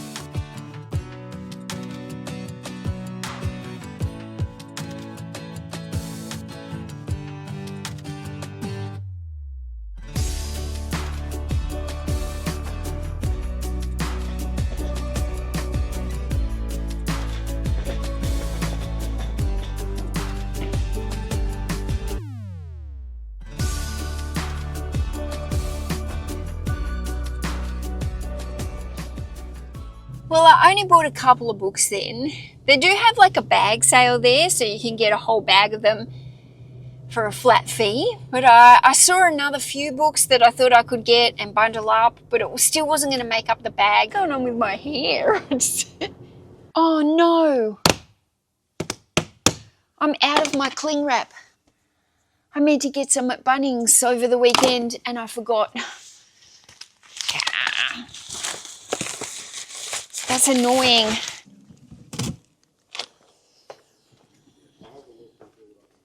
Somebody sent me a message and asked me if, when I go to the charity shops and the thrift shops, if I tell them that I'm a reseller. So obviously if I just walk into a random charity shop and I'm minding my own business and not talking to anyone, then a lot of the time I just obviously go in there and do what I need to do and buy. I'm not always just there walking in going, hi, I'm Mel, I'm a reseller. But I will say that I do, whenever I spark up conversation with them, or if I'm trying to build a new relationship, I don't have any problems with telling people that I'm a reseller. That is how I have got made contacts. That is how I've got deals. That is how you find people, by being friendly and letting people know what you do. I would encourage everyone to tell everyone what you do. In this business, you need connections. You need people to know what you're going to do, so that you get, you know, deals, or people think of you. I mean, I go into certain charity shops and sometimes they'll be like, oh, Mel, I know you like this type of thing. I've saved it for you out the back. Do you want to have a look at it? And you need connections like that. I don't know. Some people are really secretive about it, what they do. Like, they think that the people in the charity shop are going to look down on them or something like that. But I've never, ever had that experience. I've never had a negative experience from telling somebody what I do. I've never had a negative experience. It's always positive. It's always led to more books, free books, just deals, not even just deals, but just people looking out for you. I've got people who work in the charity shops who have my phone number. They can message me if something comes in that they know that I might like. And that happens. So I think it's really important to tell people what you do and not hide. And I don't really understand people wanting to hide, especially in this day and age. It is getting harder and harder to resell. No, that's not true. It's not getting harder and harder to resell. It's getting harder and harder to get inventory. And that's not just because there's a lot of resellers. It's because just in general, like the charity shops now have got their own websites. They're selling on their own sites. They keep stuff aside for themselves. So you're not only competing with other resellers, but now you're competing with the charity shops who have got their own websites and sell their own stuff. But, you know, everybody knows it. It's getting harder to find things in the thrift shops. So if you can make some contacts and some relationships with people, then I highly recommend doing so, because from my experience, it's been nothing but beneficial from telling people what I do. Here comes Tom. Who? Post is here. Okay. Why are they so early on a Monday? Okay, guys, we're in trouble now. I got like 30 orders still to go. Like, it's 1:30. He never comes at 1:30.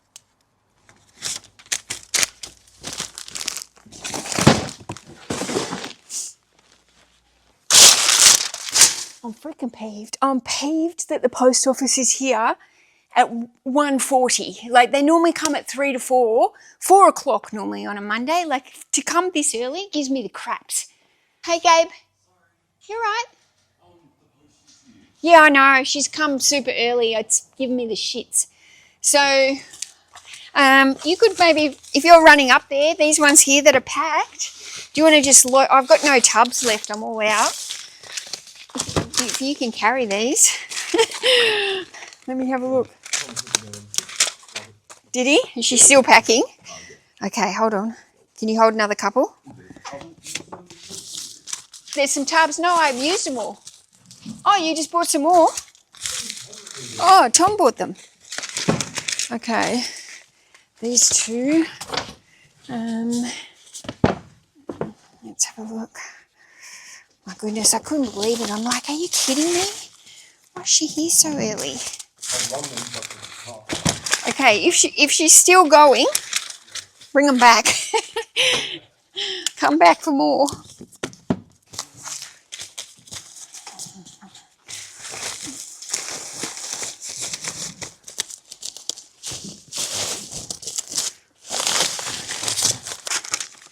Okay, there's one. Where's the more books here somewhere?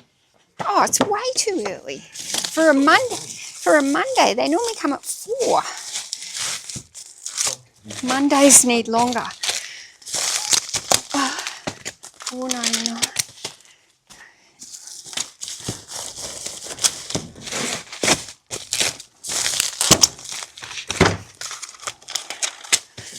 Middle Eastern, this one. Thanks, Gabe. I was like, I'm going to have to take them into Canberra.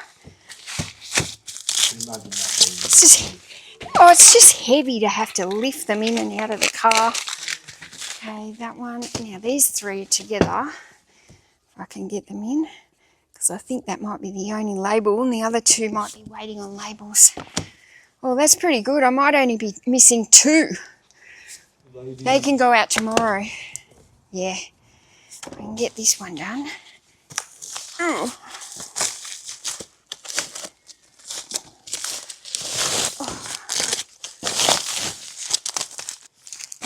Now, do you want me to carry one?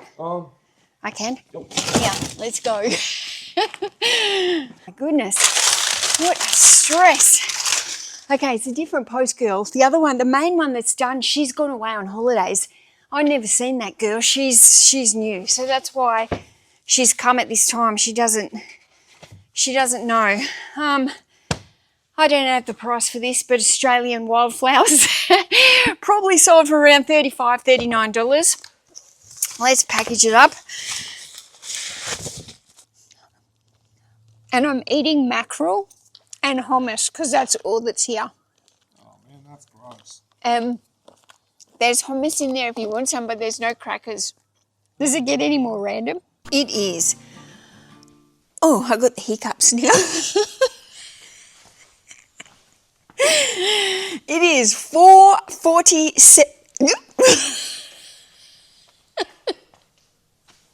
Now I got the giggles. Is 4:47.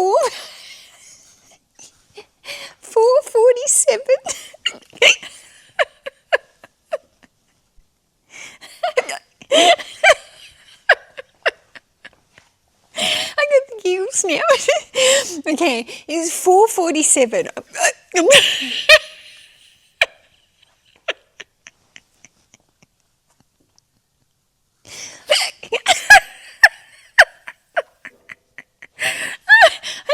To tell you I was going to do some photos for about 20 minutes before I go. Q3 wasn't the best quarter for me, honestly. Struggled with some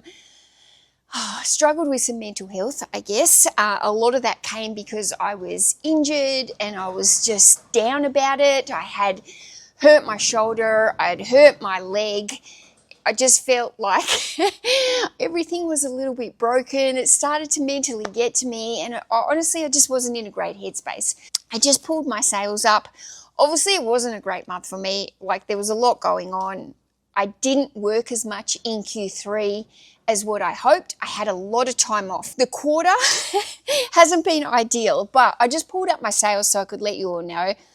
My sales came in 42,000. In fact, they were like $20 under that. So 41,980 or something dollars for the quarter. So let's say 42,000 is not too bad. It's not where I would have liked them to have ended up, but 42,000, I'm not going to complain. It's still pretty good considering the amount of time I had off and the effort that I probably put into it on those other days when I was still feeling subpar. I did a total of 1,428 sales during Q3. Oh, I just spat. And my average sale price for the quarter was $29.40. I do hope to get that up into Q4. I haven't had a Coca-Cola for about 6 weeks. I have started buying some stocks. In Australia, we call them shares. I think in America, you call them stocks, and I don't know what you call them in UK or Germany or wherever all my other followers are from, but you know what I mean. I've started to try and get into the investing. Now, obviously, I'm brand new into this. I'm not investing a lot. I've only got put a couple of $1,000 into my stocks, my share account. So I'm only brand new into this. This is something that I've been wanting to learn. Tom does it. He understands it a little bit of it, but it's something that I've been wanting to do for a long time. But I know that I don't want to do investing in like the stock market unless I understand it. I like to be able to understand things that I'm doing. Don't worry, I'm not going to go into this like day trading where I'm like almost like gambling my money away. That's not what I'm interested in. Because of my age, because of my financial situation, because of my lack of retirement funds, I don't have money that I can be risky with, if that makes sense. eBay is not my sole income. I've got multiple sources of income, and I'm so glad I do, because I think having eBay as a sole income would be very, very hard and very, very stressful.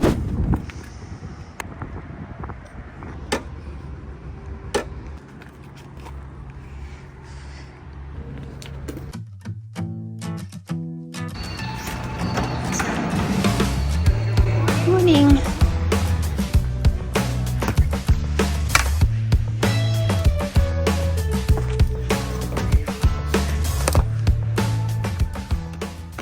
Hi, Yippee. Are you coming to say hello? Oh, you can smell the food. You probably don't want my salad, but you might like Tom's. Yeah. Hi.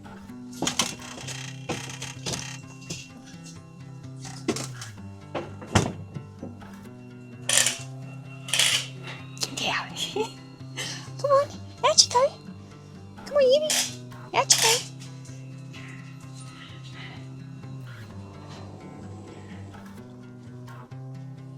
Okay, before I even start, let's just get a couple of these out and about.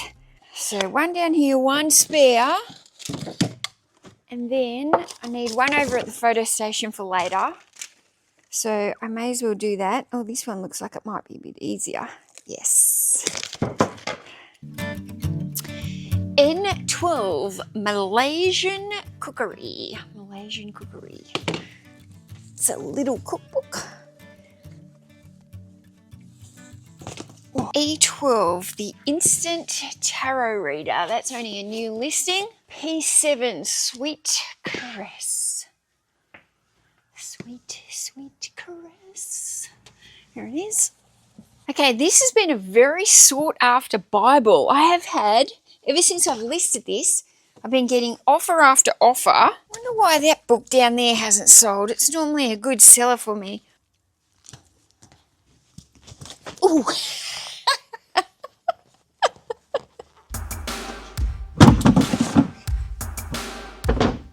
I got some good orders going out in the post today. I need to have a quick look at what my sales were yesterday. Okay, I got to go quick because the post lady will be here soon.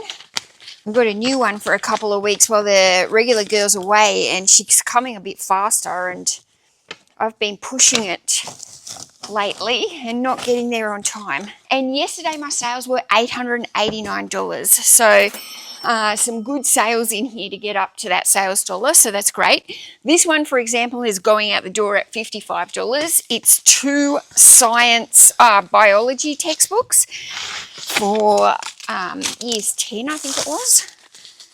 Oh, year 12.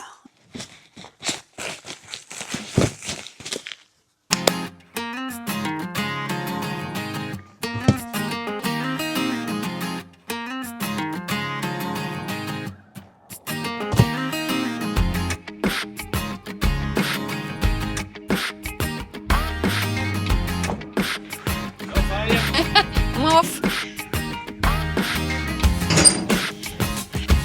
Yes.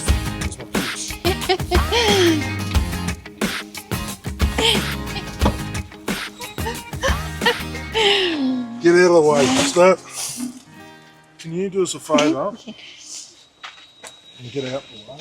Can I get out of the way? It's quite warm today. I'm surprised you need the beanie. Well, it's like 7/4 not on my head. High five. Oh. All right. Where's the rest of it now? That's it. All right. You've been sleeping, eh? Yeah, I did a $900 day yesterday, nearly $890. Better than us. That's pretty good. That's excellent. Thanks, mate.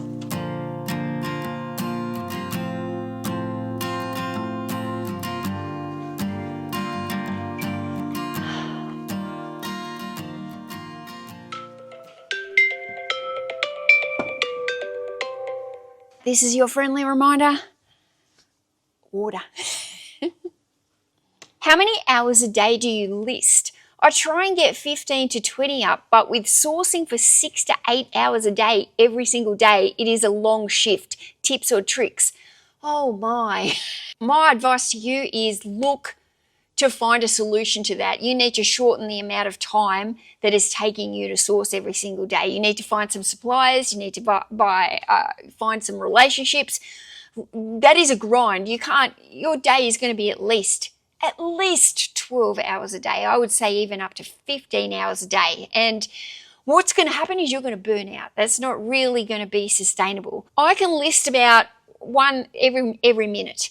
Occasionally there's a book that will take me a little bit more time. I spend a little bit more time on the titles, some of the bundles, but I move through those listings fast. I'm not wasting any time. I'm not overthinking. I'm just doing the listing as quickly as I possibly can. You can't be sourcing for 8 hours a day plus doing all the other work plus having a life and not getting to that point of burnout. I've got my trusty baby wipes, which is what I clean these core flute boards with. I do like the baby wipes. They are very easy. Then I just wipe it over with a dry cloth. Okay, now which one is the sexiest cover? You got to think about these things, guys. Which one is the sexiest cover to make your display? Is it this guy with his face? Or this guy with his six-pack? Or is it this guy with the girl throwing herself at him? I think I like this one because you can see his sexy abs and you can also see his long hair, which I think a lot of people like in these types of books. These sexy guys. Okay. Paranormal romance. Now, it doesn't really matter how you display these books. I mix it up between different ones depending on the size of the bundle. As long as you get a nice cover photo. See how I'm just moving the ring light back with my right arm as I photograph? That's because sometimes the ring light on covers that are shiny will leave a reflection. And it's not that hard. You just move the ring light a little bit, or you have to move the items around on the board a little bit sometimes to get rid of it. It's one of my pet hates though, when I'm looking at other people's listings and the front cover photo, all you see is this big ring light and takes over half the book. I find it really distracting, and I don't know why. That's an issue for sellers. Obviously, sometimes it's like, even with that, there might be the tiniest bit in the corner, but it's such an improvement from moving the ring light than just leaving it sitting there. Otherwise, the ring light would be all over the magazines rather than maybe just a tiny bit in the end corner. I was just closing up my computer in there, and on my top of my YouTube screen, it said, "Congratulations, 6 years on YouTube." And I thought, wow, 6 years I've been making these videos for everyone. That's a long time, 6 years of my life. Wow, it kind of hit me when I saw that. I wasn't expecting that today, and yeah, I think I'm going to go home and be a little bit reflective of the last 6 years of YouTube and everything that it's done for me and all the people that I've met. And yeah, I feel like that's a little bit of a milestone. So I don't know, I wouldn't mind celebrating that somehow, but I don't know how. But yeah, I've got a lot of thoughts on the last 6 years of YouTube. Maybe one day I'll make a video about YouTube and what it's been like and what I've learnt and what I'd recommend and what I wouldn't recommend, and maybe one day. Well,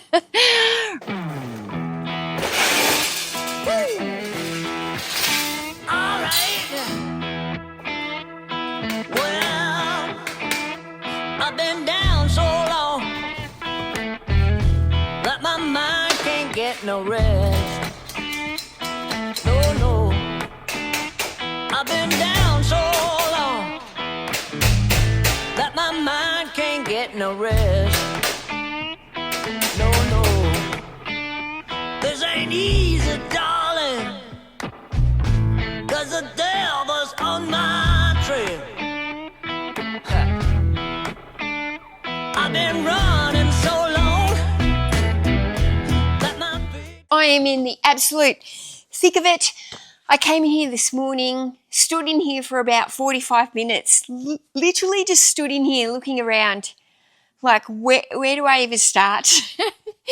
What do I even do in here today? The stock keeps coming in, the stock keeps piling up, and when you don't have things set up correctly for large hauls that keep incoming, then what happens is, what I've got the problem at the moment is they're just coming in and you're piling them around thinking, okay, I don't have the right location to put these.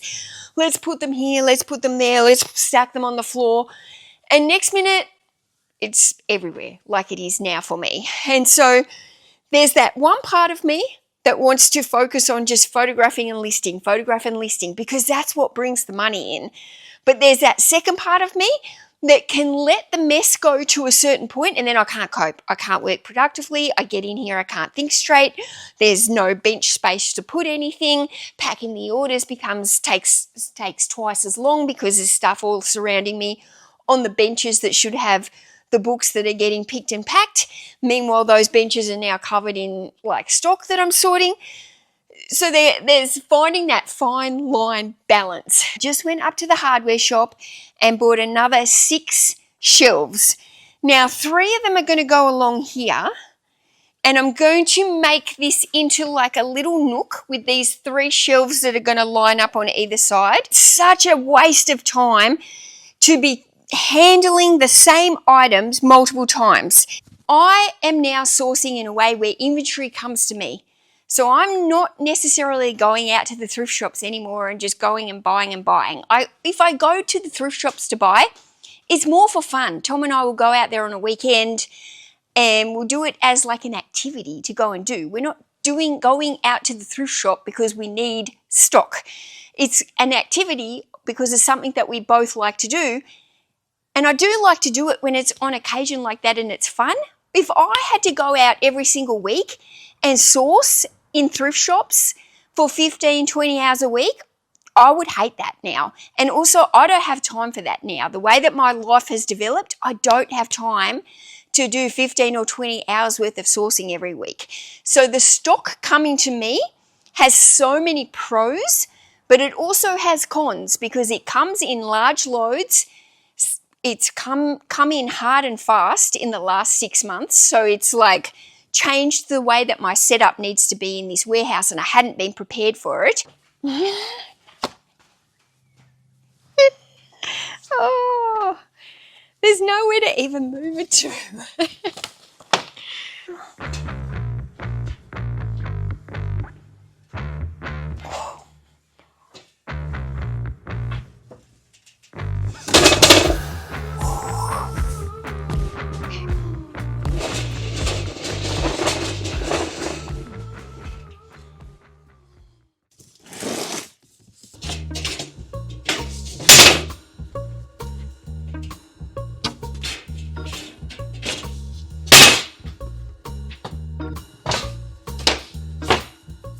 So this one, Lyanne, I want her down here in front of Judy Nunn, I think.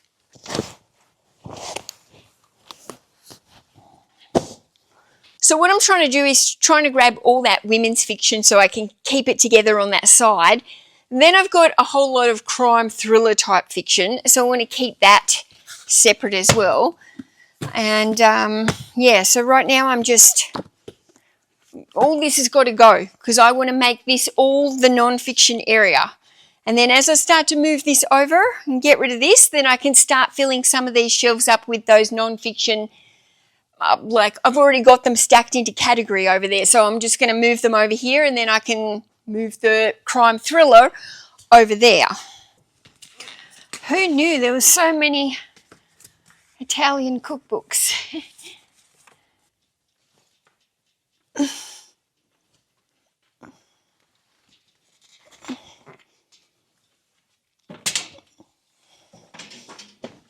Oh.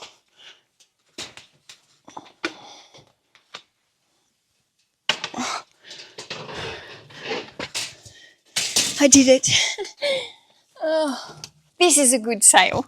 What have we sold this for? Let me just tell you. This bundle of books has sold for $49. This is a bunch of Mills and Boon. Now, $49 is a good price for the Mills and Boon. These ones are all in the larger print. And as you can see, they're all the same type, which is the red, sexy books. So all the Mills and Boons have different themes. Some of them are called sexy, some of them are called desire, some of them are called intrigue, some of them are called western.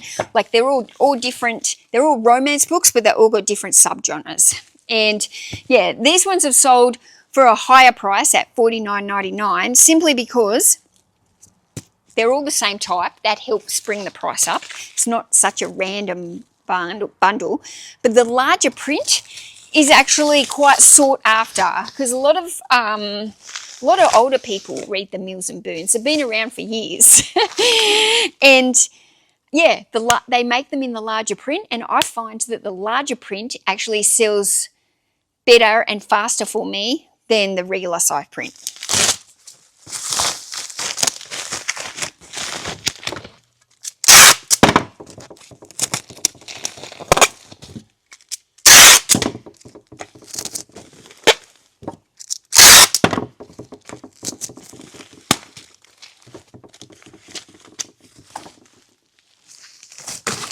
Okay, we've got the complete guide to aromatherapy.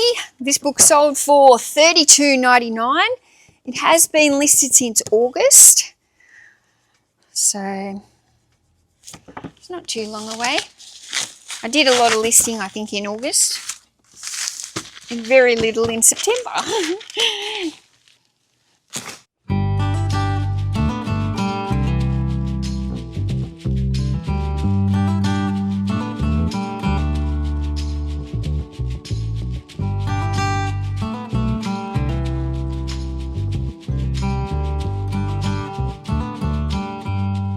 Today on my to-do list is to finally sort this area behind me. It's been sitting here for weeks, maybe even months, I would say months, and it's starting to become a real issue. Today when I took my post out, you will notice the little bit at the intro there where I showed you there was books all over the floor.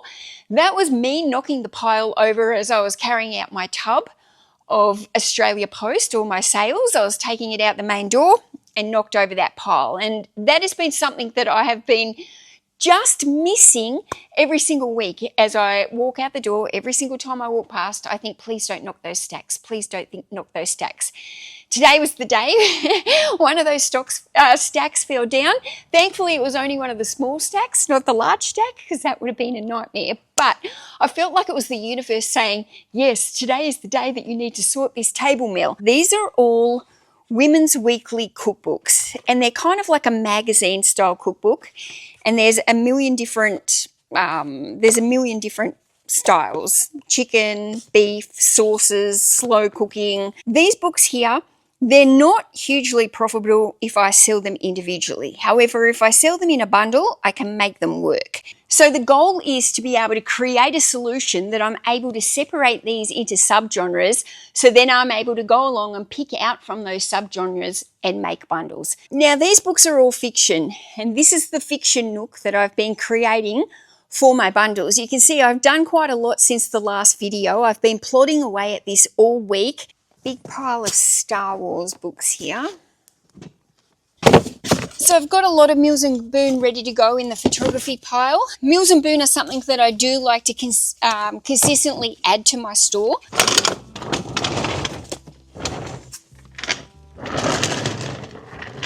I love when I find recipes inside books. This one's from Joe's Catering. Serves 10 vegetarian laksa. Yum.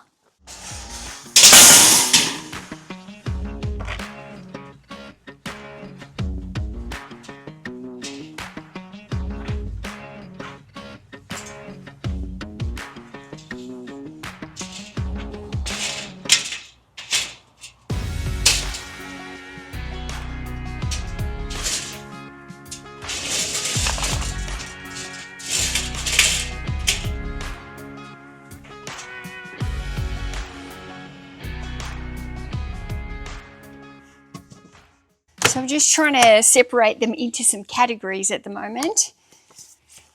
Curry, chocolate, finger food, casseroles. Casseroles, where can they go? Microwave, that can go up in the easy, the basic, the all-time favourites, the beginners, the wok. The celebration, let's put that with the entertaining. Microwave, easy meals. Vietnamese, international, entertaining. Guys, this is the last pile. Yes.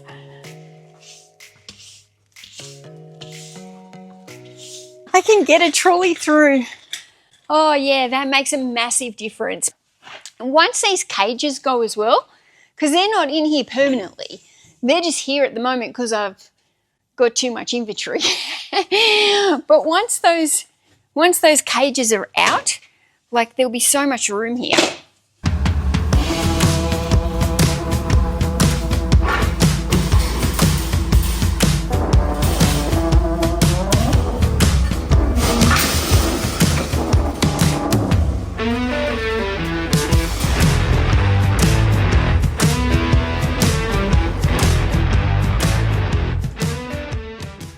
Look at all this space.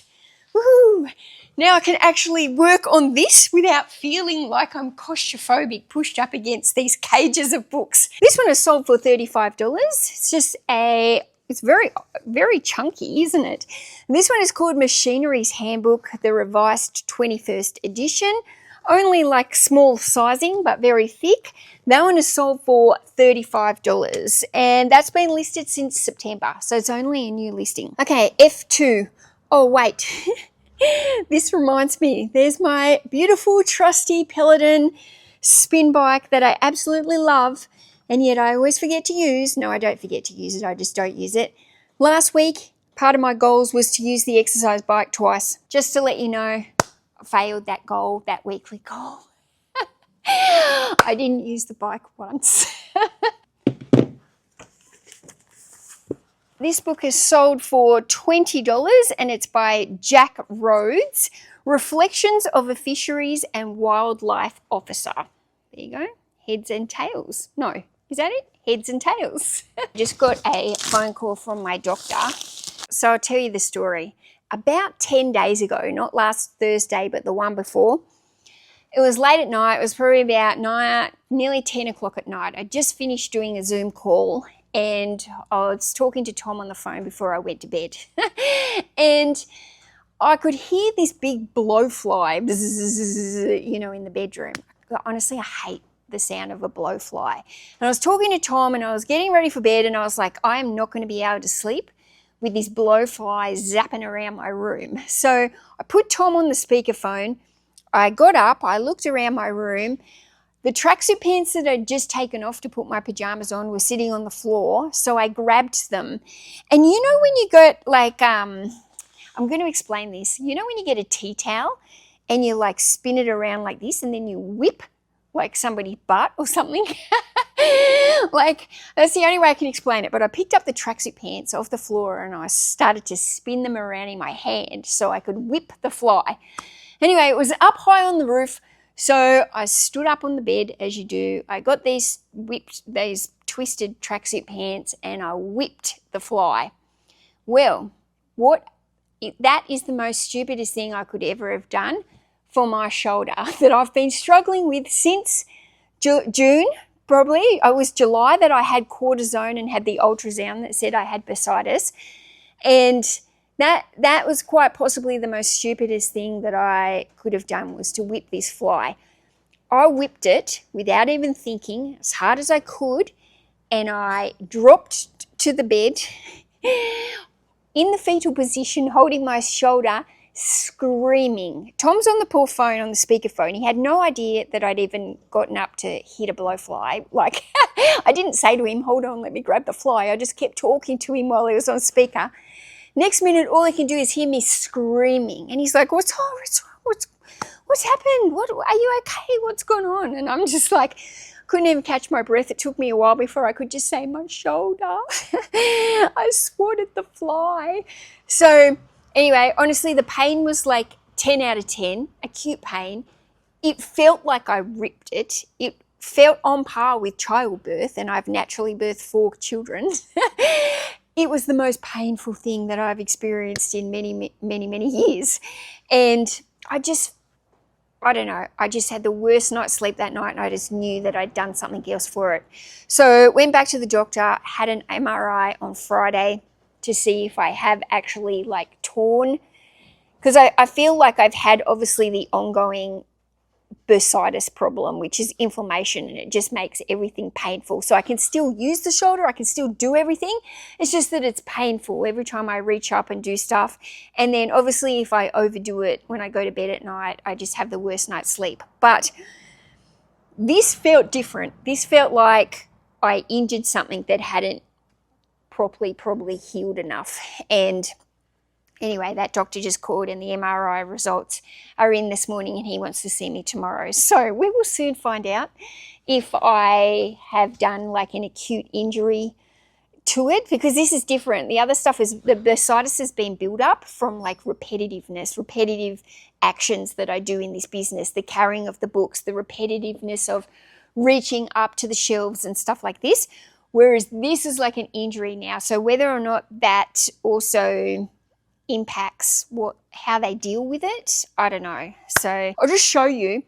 This arm, like I can move all up my back and scratch my back and, you know, I can do everything with this arm.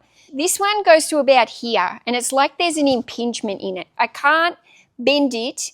I can't move it in, like I can't go to an L shape like that. I can't move it any further than that. So, you know, I can't undo my bra. I can't scratch my back. I can move it up this way. Like it hurt, it aches when I do it. It's painful to move the arm in any direction. But moving towards the back, I don't know if there's an impingement there from a tear or something, but it's actually like immobilized almost to a point. 2 bundles of children's books here. These are called Aussie Bites. These ones are called Aussie Nibbles.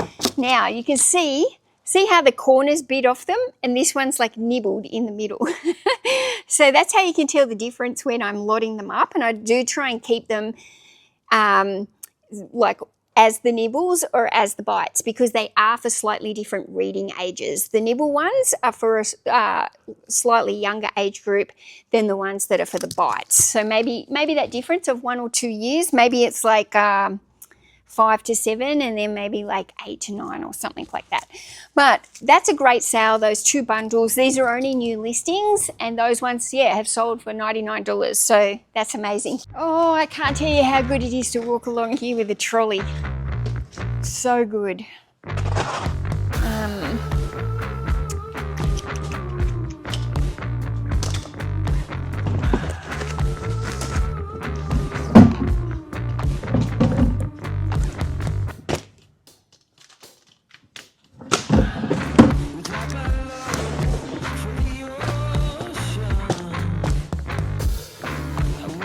Can I fit 2 on here? All right.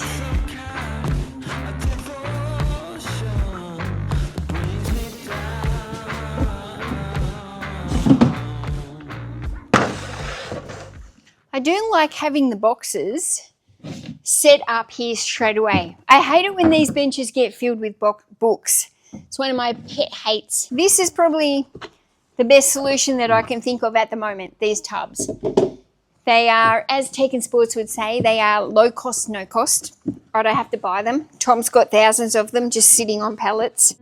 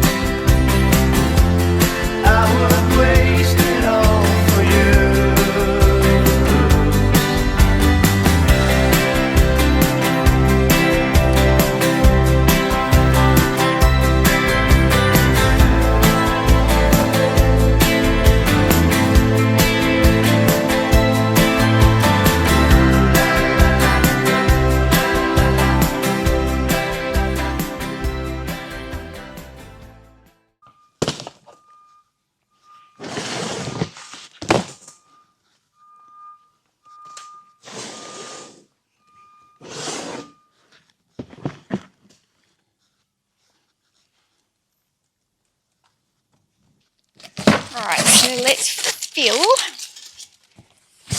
Oh my goodness. They're brown. Oh, yuck.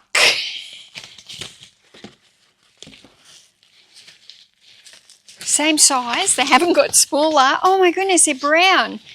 They feel a little bit, maybe not, a little bit softer maybe. What's the difference here? Made with at least 50% recycled material. They're like poo brown. I'm not real keen on that colour. And I'm definitely not keen on having two different colours. First world problems. Now let me show you what else I've been experimenting with. Turning the books onto their sides so that I can see the spine this way. Also consolidating a couple of shelves here and making some space for some new books that I'm about to photograph. I've always had the shelves fairly double stacked, especially when they're books like this, just regular size kind of paperback books. I don't mind having these double stacked with 5 stacks, and then as long as I've got room to move one across. And these books here, these aren't really too much of an issue because these are only light, so they're not too hard to grab if there's one down the bottom. It's not too hard. But if you've got these books that are really here, like this one, with these real heavy books like this, they are really hard for me to pull out, which is not good for my shoulder. And so I walked up today to pick those 2 books and it was just like boom, boom, out.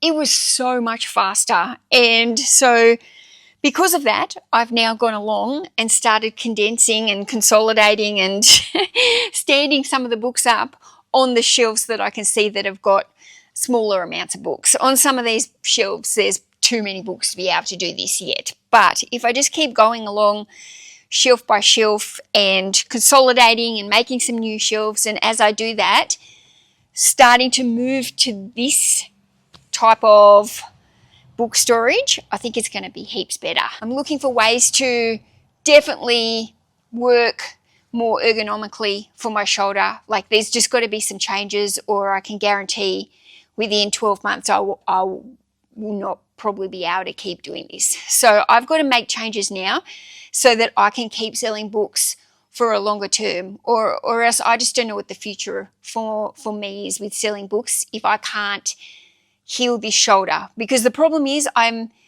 it's easy, the doctors and everything, rest, use the other arm. It's really, really hard when this is your job and your job is to do all these books. It's actually it's near impossible for me to give it the rest that it needs. So my main focus at the moment is streamlining all my systems, changing things if need be, pivoting to different things if need be, to make those changes, to make this a sustainable job that I can continue on for some more years. Because otherwise, the way that I'm thinking at the moment, it can't continue in this way. So it's either make changes or get out. What's your exit plan, Mel? And I'm not ready to exit the books yet. I feel like I wouldn't be finishing this story if I didn't tell you what was actually wrong with it and what the MRI said. So I'm going to read this message. It's one that I sent my mum's. It's a little bit easier to understand than all the big words in the MRI report. But basically it's saying the tendons in my shoulders are worn, but they're not torn.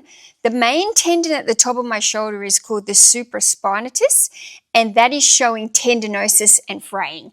Now, the way the doctor explained that to me, he said, the tendon's not torn, he said, but yours looks like an old rope. He said, you know how an old rope is all like frayed at the edges? He said, that is what yours looks like. And you can see in the ultrasound, the MRI images, you can see the fraying. I'll put a picture up here of the screen. You can see all the white that shows that fraying. That's all the inflammation and fluid and stuff that's around the fraying of the old rope. But you can see it here in the images. It's pretty bizarre to look at.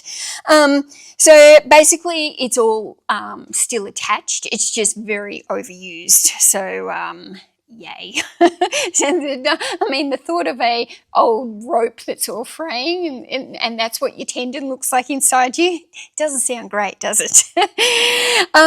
So the bursa, that is still showing inflammation and bursitis, they call it. I knew I had that because I had the ultrasound back in July, and that's what they gave me the cortisone for. So obviously that is still all there. It's very hard. I've tried my best to reduce the inflammation.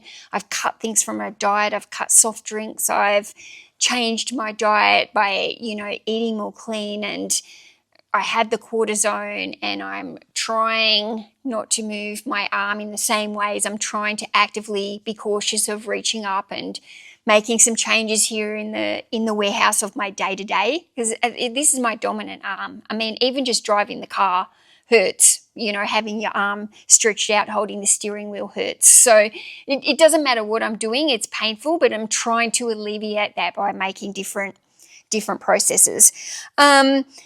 The joint capsule at the bottom of the shoulder is injured, and they call it a capsular strain. So he said that's likely to have happened when I swatted the fly. And then the top bone of my shoulder, which they call the acromion, it's slightly sloped down, and this shape makes the space inside my shoulder tighter than normal. And it's obviously tighter than normal as well because there's so much inflammation in there around that bursa, and that's where it is. So because of that, because the way that it slopes down, the tendon and the bursa get pinched and cause the impingement. And that's exactly what I thought I had. I thought I had an impingement because, can you see me here? Just try and turn it around. Just in case you missed my last video, this hand, moves everywhere. This hand goes to there. I can't move it. I can't bend it. I can't move it. I can't take my bra off. I can't scratch my back. It's very hard to take my t-shirts off. That's wearing big baggy clothes, because everything's so hard to get on and off at the moment. And then in the shoulder joint, there's also tear and wear that's been noted because of osteoarthritis. So yay, all these things going on, and there's arthritis there as well. So absolutely fantastic. There's a lot going on: tendinosis, fraying, capsular injury, bursa, impingement. It's not just one thing that's going on in the shoulder. The shoulder is angry. There's many things going on with it. Now, the doctor's given me a referral to see a surgeon in 3 months if I can't get on top of this pain. Maybe the shoulder will end up as a blessing in disguise, because it's really made me look at what I'm doing in here. I'm not just young and can throw my body around like I used to be able to, and you kind of just take it for granted when everything's working well, and then when it stops working well, you're like, crap. I've been thinking about how it takes a lot of discipline to be bored. There's part of me that really likes the hustle culture. I feel really productive when I hustle. Can sometimes probably give the impression that I want the hustle lifestyle, and I want the massive eBay store, and I want the growth, because there's parts of me that do. Like, there's parts of me that are like, I want to be the biggest and best that I possibly can. And then there's other parts of me that are like, that is so not what you actually want. You want to have like a nice, calm, just like a steady lifestyle business, so that you can just do this at your own pace, and there's no rush and there's no hustle. On Tuesday, I had a real estate inspection at my house. They were booked in to come between 9 and 12. I made sure that by like 20 to 9, my house was absolutely spick and span. Like, not a thing to do in that house. I'm sitting there 20 to 9, and then I start to wait. And I start waiting for this real estate agent to come, not knowing if she's going to be there in 20 minutes or 3 hours. I tell you, it's only after a few minutes I was struggling to be bored. I almost don't know how to be bored anymore. And that was kind of eye-opening for me, because I was like, I don't even know how to be when it's silent and there's nothing to do. Also, when I went to bed that night, I got into bed and I was so calm and just felt very relaxed. It's like I'd almost reset my nervous system or something. I think it just got me reflecting in the evening about what a nice feeling that was. It made me realize that maybe I need to pull back sometimes and be bored. It's hard to be bored in a world which is full of stimulation now. I must be the most random reselling channel there is on the whole of YouTube, I reckon. I'm not sure there's anyone who's quite like me and just talks about whatever.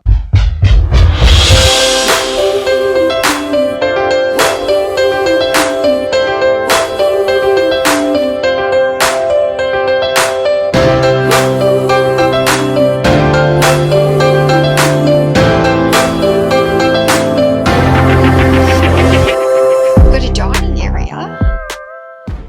We've got a lovely, nice, large king-size bed here, television over in the corner. Walk-in robe, I guess not walk-in robe, but some nice robes. Another mirror, it's full of mirrors. We've got a lovely bathroom here. Look at this bath, guys.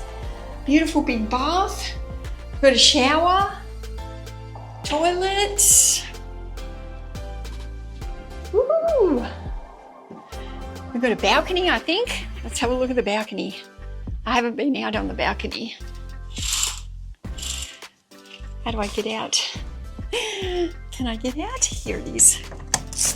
And here we are in the city of Canberra. This is called Hotel Realm. Been put up in this accommodation by eBay. Thank you, eBay. Ooh. eBay have invited to me at an event at the Parliament House over the next couple of days. It's a pretty big event, I think. They've flown one of the eBay executives over from the US. I've done a little Zoom with her, but we'll be meeting with the eBay team that are coming to this event. Maybe, I think it's in about an hour's time. I've got to get dressed and do my makeup and stuff. From what I can gather, there is 5 resellers that have been chosen to come and represent eBay and talk to the ministers and the shadow ministers and give our opinions and our point of views on how we can improve, I guess, the government policies or what can be introduced to help small business and small online sellers. They told me I had to wear business attire. Now, guys, I work in the warehouse. I wear tracksuit pants and leggings every single day. Okay. Does this look like business attire? Is there another mirror?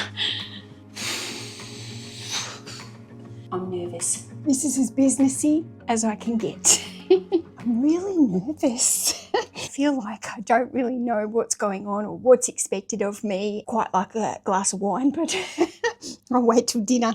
Okay, it is 9:38 p.m. I did get given an eBay swag bag. I've got a eBay laptop case. Look, it's got the eBay logo on it. That's cool. I'm so happy with that. We have got eBay keyring. eBay. I've got a eBay luggage tag. Got a eBay notepad. And I'm presuming I've got an eBay pen. Yes, eBay pen. eBay hat. So, needs a little bit of shaping. I don't even know how I ended up here. I feel really quite special. So eBay just put us on a really great breakfast. We got eggs Benedict and we got fresh fruit and juice and coffee, and there was muesli and yogurt for anyone wanted it. I guess with my YouTube channel here, I've got a community of resellers who follow me and often leave their thoughts and their comments in the comment section of my videos. I can relay that information to eBay because I've got this point of contact with eBay, which has come from having my social media channel here.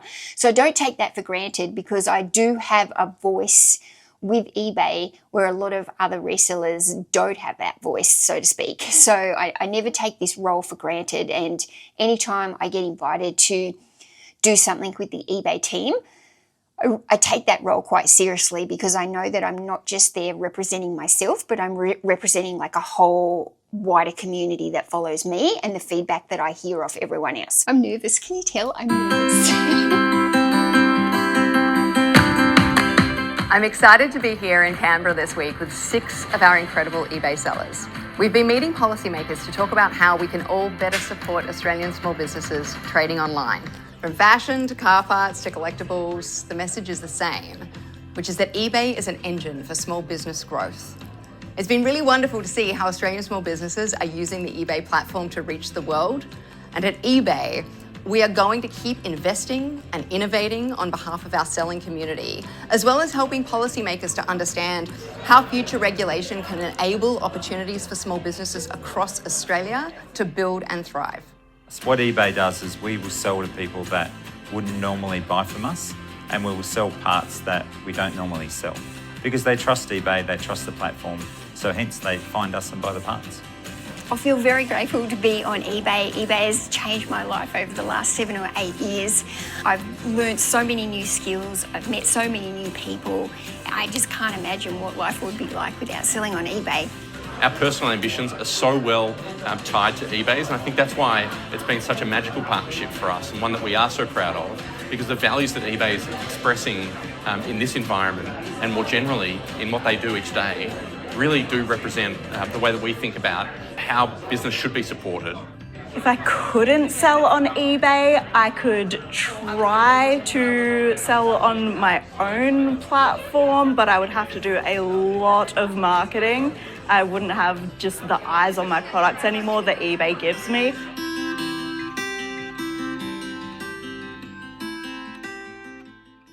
eBay have let me bring this home. This was a banner that they've made. It's on this Perspex here. It's solid. It's really quite heavy, so it's not flimsy or anything.